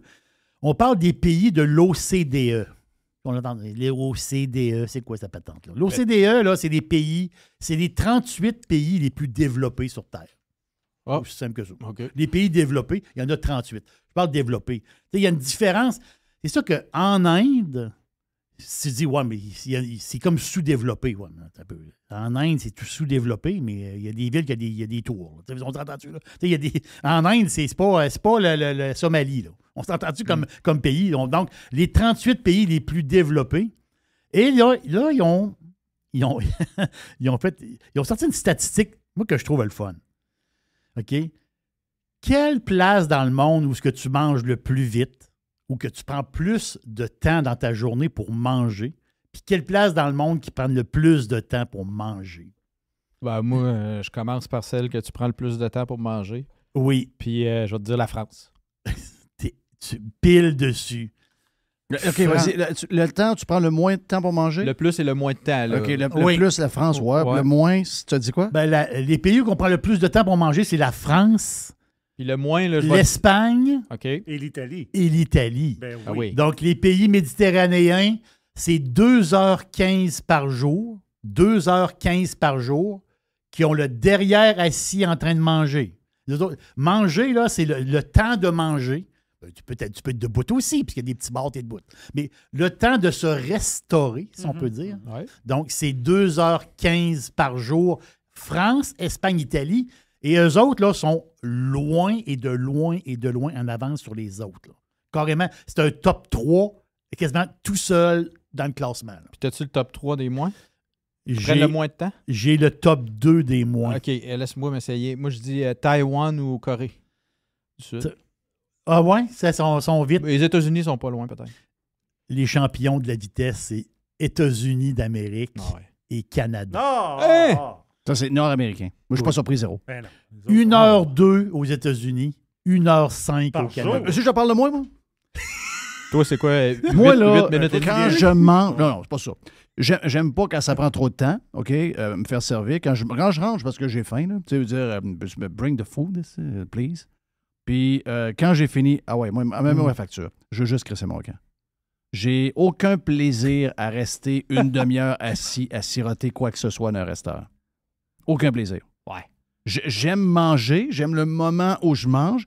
Si avant de manger, j'ai une bière, puis pendant la préparation du repas, j'ai une bière, ça, j'enjoy le moment, j'enjoy pendant que je mange. S'il y a un dessert, j'enjoy le dessert. Mais quand c'est fini, je veux juste partir. Oui. Mais là, tu es avec ta femme. Là. Pareil. T'as un souper, là, vous on êtes chez vous. On est les deux pareils. Ah, là, vous êtes les deux pareils. Oui. Et si tu es avec du monde, je vais te donner un exemple. Des fois, ça arrive que tu as mangé avec Régent. Oui. J'imagine que ça se peut qu'ils prennent plus de temps, puis là, vous jasez. Oui. Mais tu fatigues. C'est difficile. Mais c'est long. Ah oui. Puis même si j'ai du plaisir, OK, tu fatigues. Hein? Mais moi, je le sais, c'est le même principe que quand tu marches dans un aéroport puis tu as trop de monde en avant de toi, tu peux pas y dépasser. Là. Mettons, quand tu sors de l'avion, là, oui. tu es dans le bridge, là, oui. puis là, t'en pognes un qui ça. Marche vraiment pas vite. Il marche pas vite, puis il met en plus sa grosse valise de côté. Il se rend pas compte qu'il y a plein de monde en avant. avant. Il est tout seul au monde. Ça me rend fou. Il est tout seul au monde. J'ai complètement fou. Mais je suis zéro surpris. Canada, États-Unis. Mais ce que je viens de dire là, je suis pas tout seul. Là. Je suis pas tout seul. Ben non, parce que c'est ici. Pas tout seul. Des Speedy Gonzalez, c'est... J'aille manger au restaurant. J'ai du plaisir. J'aime aller manger au restaurant. J'avais le moyen, je mange au restaurant 3 fois par semaine. Mais quand c'est fini, quand le lunch est fini, c'est fini. Time to go. OK, bye. Tu joues au golf en 2 heures. Là. Oui, oui. J'essaie de jouer. Moi, je pense que je suis plus européen là-dessus. Là. Tu sais, moi, le monde qui mange à 5 h le soir, puis à 5h45, la vaisselle est faite. Ça n'a pas rapport à du repas. Là. Non. Moi, je ne mange pas à 5 h le soir. Ça n'a pas rapport à l'heure du repas. Mettons que tu manges à 8 h, puis à 8h45, la vaisselle est faite. Là. Non, moi, je pense que c'est plus de temps pour manger, puis plus de... Non, mais c'est chacun sa patente. Là. Mais moi, une fois que j'ai fini, je me lève. Time to do something else. On fait d'autres choses. On va regarder Billions. On va regarder Billions ou Succession. Oui. J'ai de la misère parce que c'est des épisodes de 1 heure. C'est vrai. On a eu du hockey, puis là, on a plein d'affaires à faire. Donc, tu sais, puis on ne peut pas se coucher à 10h30 à tous les soirs. Là. On travaille le matin, très, très de bonne heure. Donc, je suis rendu... Hier, je m'en suis tapé un. C'était écœurant hier. C'est vraiment bon. Regarde, je dévore cette série-là, mais en même temps, j'y vais doucement et j'haïs pas ça. J'haïs pas ça. Tu sais, des fois, binger, je trouve que des fois, c'est trop intense pour moi, binger.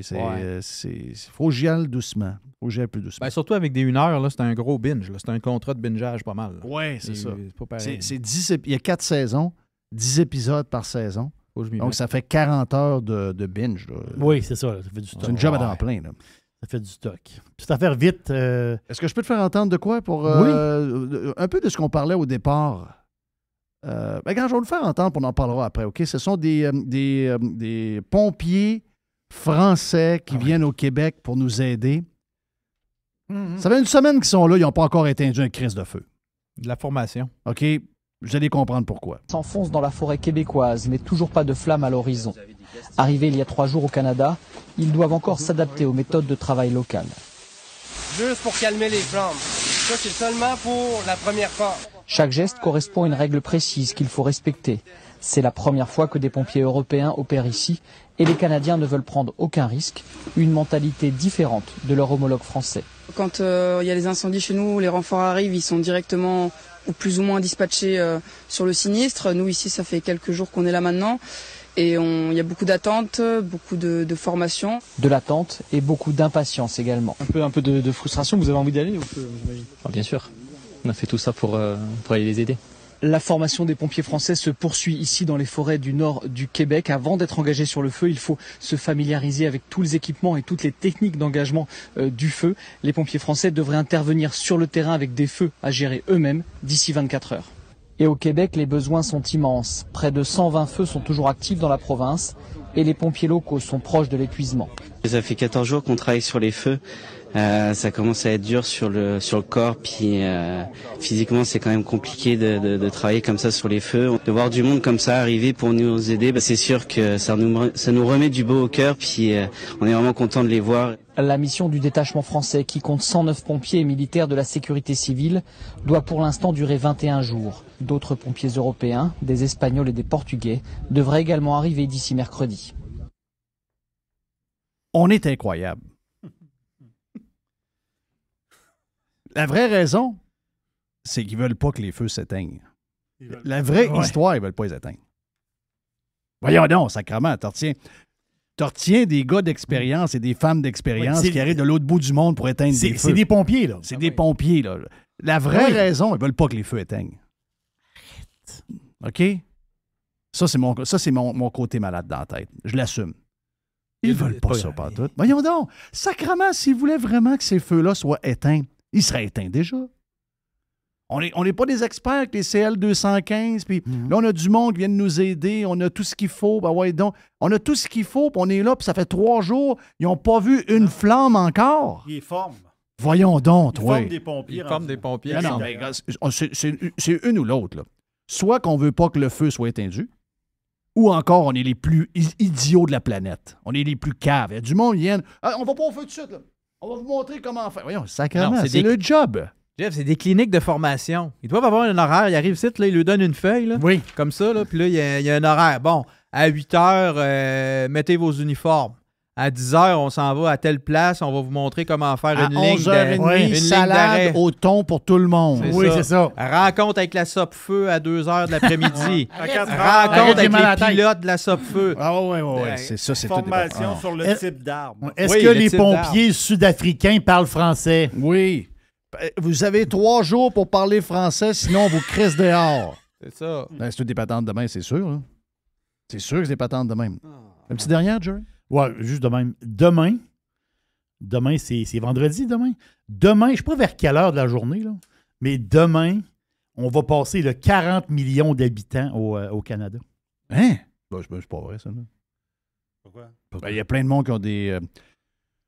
Il y a plein de monde qui ont des papiers canadiens, mais qui ne vivent pas ici. Moi, je pense qu'il y a des millions de personnes qui ne vivent pas ici. OK. Il y a une horloge démographique. Tu n'as pas remarqué que quand il y a une guerre quelque part ou un tremblement de terre, pour aller chercher des ressortissants, ils sont dans des pays, mettons, au Liban, c'est arrivé. Le Liban, OK, le Liban. On doit envoyer des avions. Nous avons des ressortissants canadiens qui sont là. Oui. Sont-tu là en vacances, ces autres-là? Il y a 19 000 ressortissants canadiens dans la ville où il y a eu... ils vivent là l'année. Ils sont tous partis en vacances en même temps. Mais non, ils vivent là l'année. Quand ils ont besoin, ils ont un chèque. Quand ils ont besoin de se faire soigner, ils s'en viennent. Quand ils ont des besoins. Oui. Moi, je pense qu'on est probablement une couple de millions. D'après moi, 2-3 millions de personnes faciles qui ne vivent pas ici. Ah, moi, je monte à 50. Oui, les stats sont... 50 quoi? Moi, je dis qu'on est 50 millions. Il y a 50 millions de passeports canadiens. Mais non. Ils viennent te le dire, c'est combien? On pogne 40 millions d'habitants. Ben oui, c'est 40 millions d'habitants. Non, c'est l'inverse. Tu vois ça de l'autre bord. Moi, je le vois de l'autre bord. Moi, je te dis, il y en a 40 millions, mais il y en a 3-4 millions. On dit la même chose, mais tu vois juste dans le mauvais sens. Il y a 40 millions de personnes qui ont des documents canadiens légaux, mais là-dedans, il y a, je dis 2-3 millions. Regarde, si je voulais être fraisé un peu, là, je te dirais 5.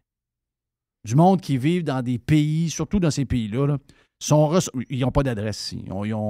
Ils Ils ont peut-être que le fille est là, ils ont une place pour recevoir le courrier, ils ont une patente de même, mais c'est 40 millions, en tout cas, si c'est le chiffre officiel. Là, on nous disait combien? 100 millions d'ici 30 ans, c'est ça qu'on nous a dit? Ça, c'est plus que le double. Là. Oui, c'est plus que le double. Au Québec, c'est 8 840 000. 8 840 000 au Québec, qu'on pogne ça demain.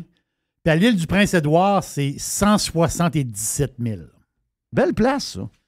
Mais ça marche pas, patente. Là. Ça, c'est une province. C'est une province à 177 000 personnes. En fait, l'Atlantique au complet devrait être une province. Ben oui. Non, ça marche pas. Tu sais qu'ils vont tous voter pour Trudeau encore, ça? Oh non, eux autres. Ça, c'est une méchante place de cinglé, ça. Mais je laisserais Terre-Neuve à part. Ils sont différents. Ben, ils vont voter pour Trudeau, pareil. Oh, je peux bien, mais... Les Terre-Neuve sont plus séparatistes qu'on pense, là. Ah oui? Ah oui. Oui, être eux autres, je me séparerais de rien, là. En tout cas, ils sont pas mal séparés de la Terre déjà. Là. Ouais, je sais bien. Là, ils mais sont moi, pas mal sur une île. j'essaierais de me rapprocher plus que de me séparer. Là. Je me sentirais loin en tabarnache être là. Ah, c'est loin. Non, moi, je peux pas être là. Je peux pas aller vivre là. Mais ils ont du fun, je te confirme. Va à St. John's, downtown, sur George Street. Là. Okay, c'est bourré de bars. Petite rue piétonne, bourré de bars. Ah ouais? Ah, oui, wide open. Mais tu as un esprit insulaire, un peu. Oui. Même si c'est quasiment un continent, là, mais tu as un esprit insulaire. Exact. Oui, c'est ça. Puis Jeff, il n'a pas l'esprit insulaire. Zéro. Toi, non. Non, moi, il faut que je roule. Moi, je peux pas arriver à la fin. Non, tu peux pas arriver. Tu peux pas. C'est ça, là. Tu t'es fait mal en arrivant au bout de la 10 à Santa Monica. Ça m'a donné un coup, ça. Ça finit là, la 10. Elle continue pas jusqu'à Hawaï. Ça te prend un moment qu'ils viennent et qu'ils revirent le char de bord. Pas d'autre bord, là. On vient pas, je prépare, on vient tout seul. On vient. Hey, on lance le week-end avec l'aubergiste tantôt. Radio Pirate. RadioPirate.com. Radio Pirate. Trespassers will be hanged.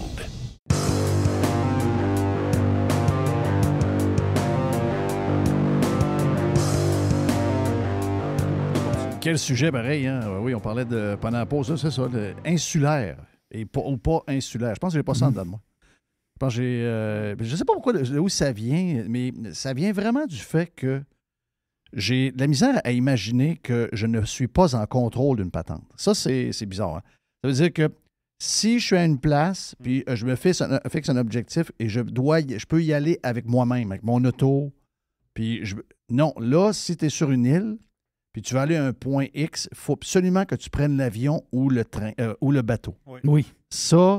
Ça m'insécure. Non, je ne suis pas insécure. Je n'ai pas ça dedans. Non, moi, je suis comme toi. Exact. Mais c'est comme ça brime ma liberté. Ça se peut-tu? Mettons une île avec un pont. Ben, ça me dérange moins. Ça me pas dérange trop. Ben, l'île d'Orléans, ça pourrait peut-être te déranger. Là, mais... Ouais, l'île d'Orléans, ce qui me dérange, c'est le pont me fait peur. Ben, c'est ça. Oui, le pont, il est fini. Ouais, puis il est fini, le pont. Puis j'aime pas le vent tant que ça. Sur l'île, ils vendent beaucoup plus. Oui, ils vendent.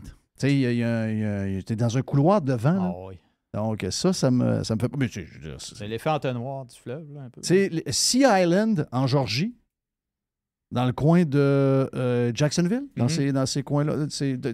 T'as les îles dans le coin de Hilton Head. Oui. Mais si tu descends plus bas, donc dans le sud de la Georgie, tu vas un peu avant la Floride, un peu avant Jacksonville, et tu vas dans les îles.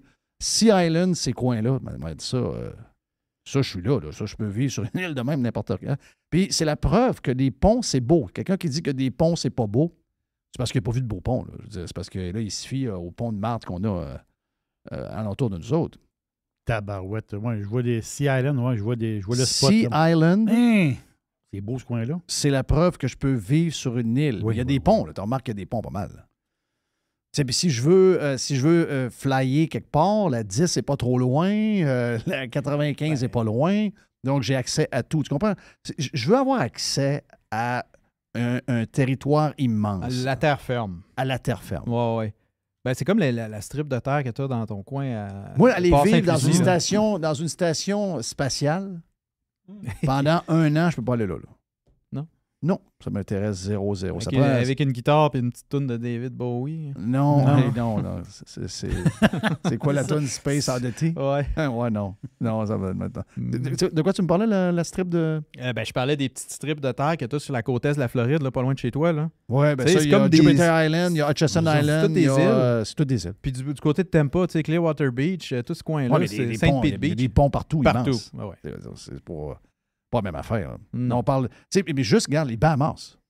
Les Bahamas, j'aime bien ça. Je suis allé souvent aux Bahamas. Mais c'est pas loin. C'est ça l'affaire, c'est que c'est pas loin. En plus, c'est à côté. Ah oui, c'est à côté. C'est un vol de 30 minutes. C'est ça. Mais après 3-4 jours aux Bahamas, que ce soit à Freeport ou à Nassau, même si c'est bien riche, même si j'ai besoin de retourner en terre ferme. Je ne sais pas pourquoi, c'est quoi cette maudite affaire-là. J'ai connu quelqu'un il y a longtemps qui, elle, a demeuré, elle travaillait, c'est dans le domaine bancaire, elle a travaillé sur la grosse île, à Honolulu carrément. Là, OK, oui. Puis elle est revenue en terre Big ferme. Island. Kona. Big Island. Kona. Elle ne le savait pas. Elle ne savait pas qu'elle avait de la Pourtant, misère. c'est grand. Elle ne savait pas qu'elle était sur un île? Non. Okay. Elle ne savait pas qu'elle avait ce... Elle allait avoir ce feeling-là. Je comprends. D'étouffer un peu. Pourtant, c'est pas une petite île, là, celle. Puis il fait beau. Puis, écoute, c'est une vraie ville, Honolulu. Là. C'est pas, c'était quelqu'un qui avait une bonne job, une vraie job. Là. Et finalement, elle a demandé d'être transférée après 2 ans ou 2 ans et demi parce qu'elle dit j'ai tout fait. Ouais. Donc, elle dit, en dehors de moi, elle dit chez moi, ma maison était merveilleuse. Oui. J'avais des super bons amis. J'adorais la gang du bureau que je dealais avec. Mais je comprends ça. Mais elle dit il y avait quelque chose qui me. Elle dit, ça m'a pris du temps de voir c'était quoi. Je ne savais pas au début. Elle a dit il y a quelque chose qui m'énervait. Puis c'est avec son mari qu'elle a découvert que finalement, son mari m'a dit ouais, dis-toi, l'île, c'était ça. Elle sentait brimée dans sa liberté. J'avais un client au restaurant, le gars travaillait pour le gars, il était à retraite, mais il a travaillé pour la garde côtière. Tu sais, il était allé dans le Grand Nord, puis telle affaire. C'est un vrai marin. Là. Lui, c'est un marin depuis qu'il est tout jeune. Là. Puis il m'expliquait à un moment donné la maladie, pas la maladie, mais le mauvais feeling d'être sur le continent. Lui, quand il revenait, là, il fallait toujours qu'il dit faut toujours que je sois proche du fleuve. Là, lui, il s'en allait à une place là, qui n'a pas l'eau. Il n'y a pas d'eau, là, dans le continent. Lui, on est allé visiter le centre des États-Unis. Puis, tu sais, dire. Dans le Midwest, il dit je filais pas. Je filais pas, là. Il est en mer, ici, là. Lui, pourtant, il était en vacances, là, mais il filait pas. Ouais, je comprends. Puis, il essaie de m'expliquer ça. Je trouvais ça bizarre. Je dis, non, il dit, moi, j'ai comme l'appel du. Faut que je sois sur le bord de l'eau. Ah, je comprends. Oh, oui. C'est capoté comme on est fait, pareil. Oui, mais mettons que tu es au Bahamas puis tu as un bateau. Là, tu traverses l'autre bord, c'est pas long, là. C'est pas long. Ton bateau à toi. Oh, oui, là, peut-être ça change un peu. On parle d'un vrai bateau, là. Oui, c'est ça. Là, on parle des bateaux que j'ai vus sur le bateau cette semaine. Les bateaux que j'ai vus sur le bateau cette semaine passés dans le fleuve. Les genres de yachts à 5 millions chaque qui étaient sur un bateau. C'est un peu spécial. Il y a un pirate d'ailleurs qui s'est pris en photo qui, lui, était en bateau dans le fleuve, qui a passé à côté du bateau qui avait des bateaux. Ah ouais, c'est capoté, là. C'est aussi mêlant que monsieur, madame, ça. C'est très... Ouais. Bon, pas tant que ça. Non. Monsieur, madame, tu peux pas être plus mêlé que ça. On est-tu prêt pour partir le genre de... Ben oui. Ouais, parce que là...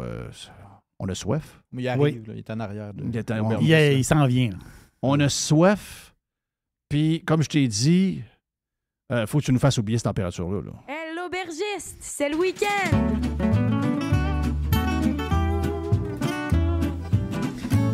Oui, j'ai soif. C'est toi. Ting, ting, ting. Wow, on va l'oublier. Ça, c'est sûr qu'il faut oublier. Là. Donc, il faut oublier, il faut boire quelque chose de bon. Là. Puis, on peut en... Regarde. On peut en boire. On peut boire une bonne bouteille à 2. C'est parfait. Une bouteille de vin à 2, c'est parfait. C'est sûr qu'en semaine, c'est peut-être trop, mais la fin de semaine, une bouteille à 2 sans problème. Puis même des fois, tu es tout seul, puis tu passes à travers. Là. Quand c'est bon, il faut que ça soit bon. Sauvignon blanc, c'est-tu bon, ça? Les maniaques de vin blanc, ils adorent le Sauvignon. Chardonnay. Il y a plein de cépages blancs. Il y a du Sauvignon blanc. J'aimerais ça prendre du vin blanc. Ah, j'aime pas ça. Ah non. T'aimes pas ça? T'es pas un fan de ça. Là. Je suis pas un fan de vin tant que ça. Non, c'est ça. Faudrait peut-être que tu ailles dans les Sancerre. J'aime le bon rouge. Ouais, c'est vrai. Je suis rendu rouge. Faut que... sais, je suis rendu têteux, là. Ben là, c'est à cause que tu vas souper avec Dennis the Beautiful. Quoi, Oui, là, tu touches à des... Là, c'est comme aller en première classe tout le temps. Là. Oui. Ouais, c'est ça. Dennis, il est dans le gros stock, là. Non, lui, il est dans le gros stock. Lui, c'est un fan de rouge incroyable. Oui. C'est pas un buveur de blanc, je pense. Zéro. Un peu de même, là. Mais pas, puis ni de rosé, de rien de ça. Là. Mais tu sais, dans les grands blancs, dans le monde entier, on peut s'ostiner, là, mais moi, les Sancerre, je suis un maniaque. C'est dispendieux, mais je suis un maniaque parce que du Sancerre, c'est quoi? C'est très frais, très végétal au pif. Tu mets le nez dans le verre, là, c'est très... Tu sais, c'est végétal. Là. Et aussi, tu sais, c'est comme si c'était la face d'un jardin. C'est-à-dire, tu sais, la senteur des feuilles, là, un peu, tu sais, ça sent bon. Et aussi, quand tu le bois, il y a comme une pointe de fruits exotiques, genre ananas, mangue. Donc, du Sancerre, ça amène... Le Sancerre, c'est extraordinaire, mais tout en douceur. C'est très subtil. Puis du Sancerre, ça coule. C'est incroyable. Et imaginez... Le Sancerre, là, c'est comme... j'essaie de l'imager. C'est comme, mettons, une belle robe de soirée. Tu sais, la fille, là... à soir, on va dans une grande soirée, là, puis elle se met une très belle robe. C'est ça, du Sancerre. Mais moi, j'ai du Sauvignon blanc en Tuxedo. Donc, beaucoup plus mâle. Oh, OK. Beaucoup plus homme, beaucoup plus goûteux. Donc, oui, c'est du Sauvignon blanc avec l'élégance, la très grande élégance du Sancerre, mais plus goûteux, plus homme, si je peux dire. C'est bon. C'est fantastique. C'est vrai. Bon, on s'en va où? On s'en va en Afrique du Sud. On s'en va au bout du monde. Et là-bas, en Afrique du Sud, il y a une vallée. Il l'appelle la vallée de Constantia. Constantia, la vallée. Et le vin que je vous parle, c'est Constantia Glen. G-L-E-N. Constantia Glen. Donc, on recule. Dans les années 1700, OK? Dans les années 1700, Cape Town, okay, la ville du Cap, les premiers à avoir mis du raisin là-bas, c'est dans la fameuse vallée de Constantia. Donc, c'est collé sur Cape Town. Parce que quand on parle des vins sud-africains, souvent, on va parler de Stellenbosch, on va parler de Parle. Donc, c'est des régions un peu plus loin, quoi, à peu près 1h30, à peu près, grosso modo. Là, c'est pas ça. Là, on est à 15 km du centre-ville. Les vignobles sont quasiment dans Cape Town même. C'est comme à sauter. Et les premiers colons qui se sont installés là-bas, c'est là qu'ils ont planté le vin pour la première fois en Afrique du Sud. Donc, c'est une vallée qui a 10 grands vignobles. Donc, c'est de toute beauté. C'est incroyable. Des wine tours, des restaurants haut de gamme. C'est luxueux, là. Donc, il y a beaucoup de Sud-Africains qui font leur mariage là-bas. Ils vont dans les vignobles, les photos de mariage, les grandes réceptions. C'est leur spot, là. Le monde de Cape Town, c'est là qu'ils vont dans la vallée de Constantia. C'est à côté, 15 km, 20 km de la ville. C'est quasiment dans la ville. Et là, tous ces vignobles-là sont bercés, tous les vents de l'océan. Donc, il y a un genre de microclimat. Ça, là, c'est les genres de petits microclimats comme ça. Ça veut dire quoi? Le raisin, le soir, la nuit, fraîcheur de la mer. Et le jour, le gros soleil et la chaleur. Les écarts de température pour le vin, c'est fantastique. Et la vallée de Constantia, c'est un Éden, là. C'est extraordinaire. J'ai un petit fait historique qui va vous faire sourire. Napoléon Bonaparte, le français. Napoléon, lui, quand il a fait des guerres, Napoléon, là, ça a duré des années. Mais à un moment donné, il a abdiqué, Napoléon. Okay? Il a abdiqué, il a perdu. Okay? Contre les Britanniques, contre les Anglais. Lui, Napoléon, il a voulu se sauver. Quand il a abdiqué, il a voulu se sauver aux États-Unis. Parce que les États-Unis, c'était un nouveau pays. C'était l'Eldorado. Napoléon a voulu sacrer son camp aux États-Unis. Il n'a pas eu le temps. Il s'est fait pogner par les Britanniques. Les Britanniques l'ont pogné, puis ils l'ont envoyé à Sainte-Hélène. Sainte-Hélène, c'est une île au large de l'Afrique du Sud. Je pensais qu'il était à Sainte-Hélène-de-Bagotte. Non, non, c'est là, pas loin du camping, non. Ouais. Il l'a envoyé à Sainte-Hélène, mais l'île Sainte-Hélène, c'est une île perdue dans l'Atlantique Sud, à côté. Mais Napoléon a passé le restant de sa vie à boire des vins sud-africains. Lui, c'est un Français, là. Lui, c'est un champagne, puis les vins... Non, non. Là, lui, il était comme en prison. L'île, c'est comme une genre de prison, d'une manière. Puis tu ne peux pas te sauver de là. Tu sais, t'étais perdu, là. Fait que lui, Napoléon, là, c'est un gros buveur de vin sud-africain. C'est un clin d'œil comme ça de l'histoire, mais quand même. Donc, Constantia Glen, Sauvignon blanc, 1,2 g de sucre au litre. Donc, ceux qui sont keto, là, vous êtes, on est direct dedans. Donc, c'est un Sauvignon pour homme. Côté végétal, ananas, regarde, c'est fantastique. Il y a une minéralité, c'est parfait. Une rondeur.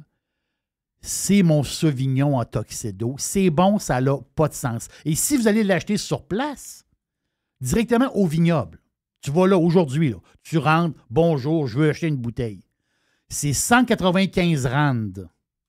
OK? Parce qu'on leur monnaie là-bas en Afrique du Sud. Ça représente 14,25 canadiens. Donc, sur place, ils vendent la bouteille 14,25. La SEQ, on les connaît, la SEQ. Transport, patente, ci, ça. La SEQ, ils vendent la bouteille 24,95. Je comprends que c'est des sous, c'est 25 $. Mais si vous voulez vous faire plaisir, avoir un Sauvignon goûteux, vraiment, là, sur les fruits exotiques, c'est fantastique. Constantia Glen. Wow! Ça lance le week-end. Thank you à Jay the Pilot. Jay. Yes. Thank you à Gilles Parent pour le 2 pour 1. Hey, Jeff, 2 secondes. Faut que je salue un pirate qui m'a écrit un courriel il y a de ça quelques jours.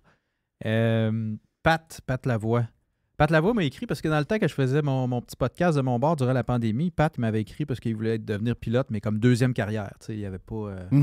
Il avait pas 20 ans. Là. Fait que là, il a fait son privé. Il vole un vieux 172. Je trouve ça très cool. Puis finalement, il s'est rendu compte qu'avec l'âge qui était rendu, ça valait pas la peine qu'il poursuive jusqu'au airline. Mais j'aime bien le petit bout où ce qu'il me dit suite à cette formation, je dois te lever mon chapeau à toutes les laisses de la Terre, petit message à l'ess, qui croient qu'un équipage ne fout rien à part appuyer sur quelques boutons. Puis de penser qu'à tous les 6 mois environ, vous devez remettre votre licence en jeu. Ouf. Bon. Oui. Fait que petit clin d'œil à l'Est, parce que l'Est, il m'écœure tout le temps, il pense que je fous rien là-dedans.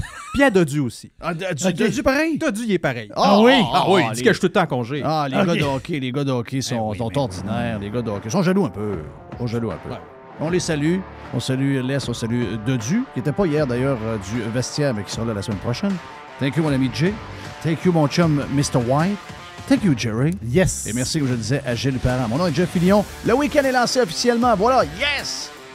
Demain, dernière de la semaine, avant un très beau week-end dans notre tête. OK? D'un coup que la météo changerait. C'est possible. Ah oui. C'est possible. On peut-tu croire? Oh oui. Peux-tu croire? Je vais prendre 2-3 pilules, puis je vais te le dire après. Yes! Don't stop believing. Est-ce qu'on peut l'essayer pendant 2 semaines? Ah oui.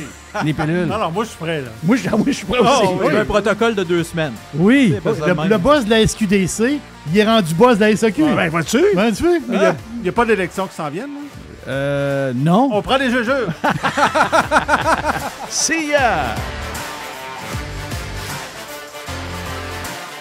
Fresh. New. The revolution. Radiopirate.com